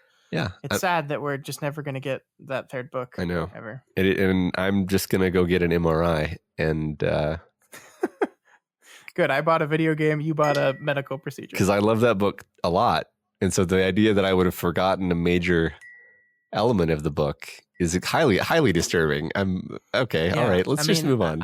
This was a very important part of the book, Matt. Pretty key moment in the book. Huh. All right. Next up, we have Megan O, who says, my favorite is the Wicked Witch's broom in The Wizard of Oz. She's able to use it for transportation and evil doing, but acquiring it is proof of her death, which makes it pretty important. Yeah, that's true. I never thought of it that way, but yeah. Oh, yeah, that's true. Jeremy says, my favorite is probably the Talisman. Using hobo wine from Speedy, we jump worlds, meet Wolf, fight a reform school demon, and Jackie Boy uses the talisman to save the queen/mom. And if this doesn't get made on screen, I'll haunt whoever has held it up. I love reading summaries of things where I just don't understand any part of what I'm reading. It's great, isn't it? It's like, I feel like GPT-3 or something.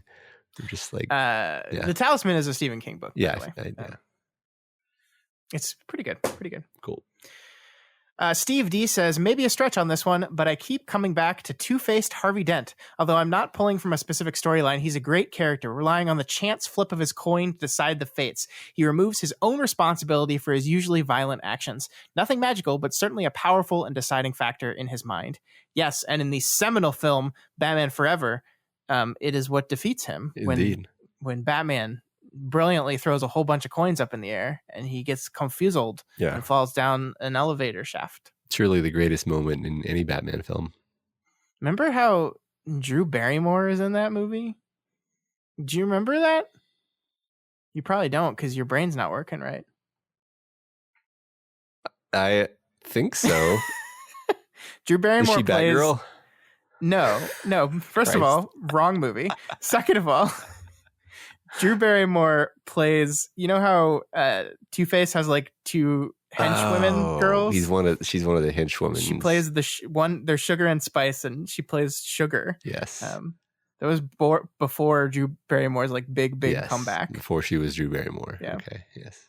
Batgirl is Alicia Silverstone in the sequel to that movie that is very bad.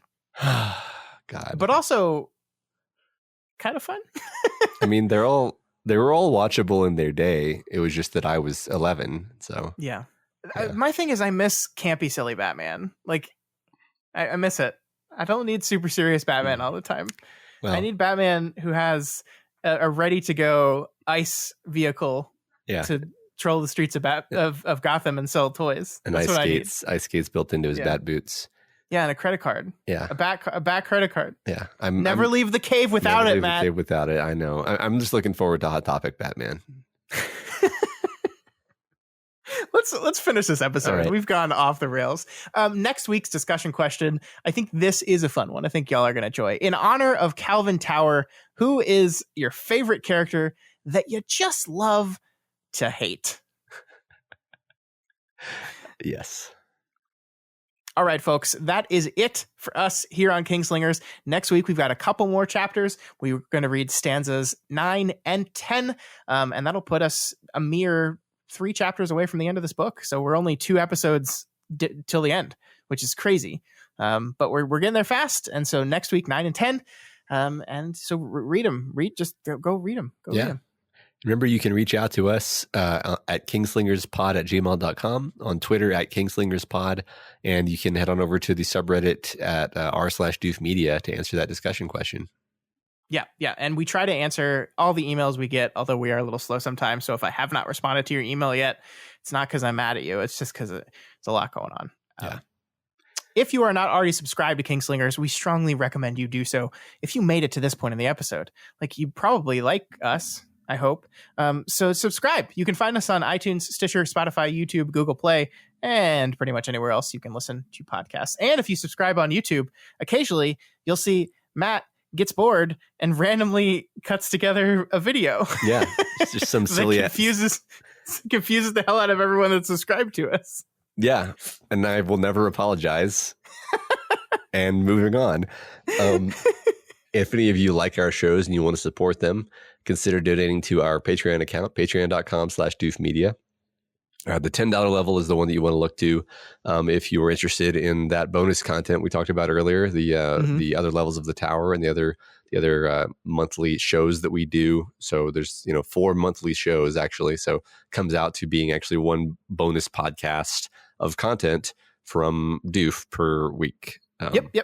And something I forgot to say when we were talking about other levels of the tower, we are covering Carrie next month, but I am kind of at a loss for like what order and which things I should be picking for Matt to experience next. Like, I don't want to spoil books for him, but I also want to talk about some fun Stephen King adaptations. So this is where I'm going to turn it over to you. So while you are answering the discussion question for this week, let us know, after Carrie, what movie should we cover next on Other Levels of the Tower? Let us know. Yeah. Special thanks this week to new patrons Bedoofs Joshua and Yvonne F. and Doof Troopers Cass and Elin H. Welcome and thanks for joining. Yes, thank you so much. Don't forget, Cass and Elin, to check out Other Levels of the Tower. Please do. Please check that out if you haven't done so already. Yeah. And if those of you that cannot afford to donate to us right now, that is absolutely okay. You continue to help us out by sharing the podcast. I say this every week, and it continues to be true every week, that not a week goes by without someone mentioning that they found us through a Stephen King Facebook group, a Stephen King subreddit, or multiple of these places. So you guys sharing and talking up the show with other people really, really helps us a ton. So please keep that up. And of course, you can always help us by leaving us a rating and a review on whatever podcatcher you use. This week's Spotlight review comes from Herd Forestry, who gives us 5 stars and says, "It's Ka, baby. I love this show. I listened to Dark Tower series 6 or 7 times in the last 10 years. Taking the slow dive into each week's reading has been a pleasure. Hearing the viewpoint of the constant reader and the newbie has opened up my perspective at times. For me, the show stealer is listening to Matt's predictions. He's always so close to being right when he's not completely wrong." I love it. And by that you mean no, okay, yeah. I really do want to go back through and hear all my predictions after we're done, just so I can laugh at myself. Yeah, I think that will be a fun experience for yourself. Thank you so much, Herd Forestry. That was very nice of you, and thank you everyone who have taken the time to leave a rating and a review. Like we said, it really, really does help. So we do appreciate that. All right, well, that's it, folks. We'll see you back here next week as we cover the next 2 stanzas of the song. Long days and pleasant nights. And may you have twice the number.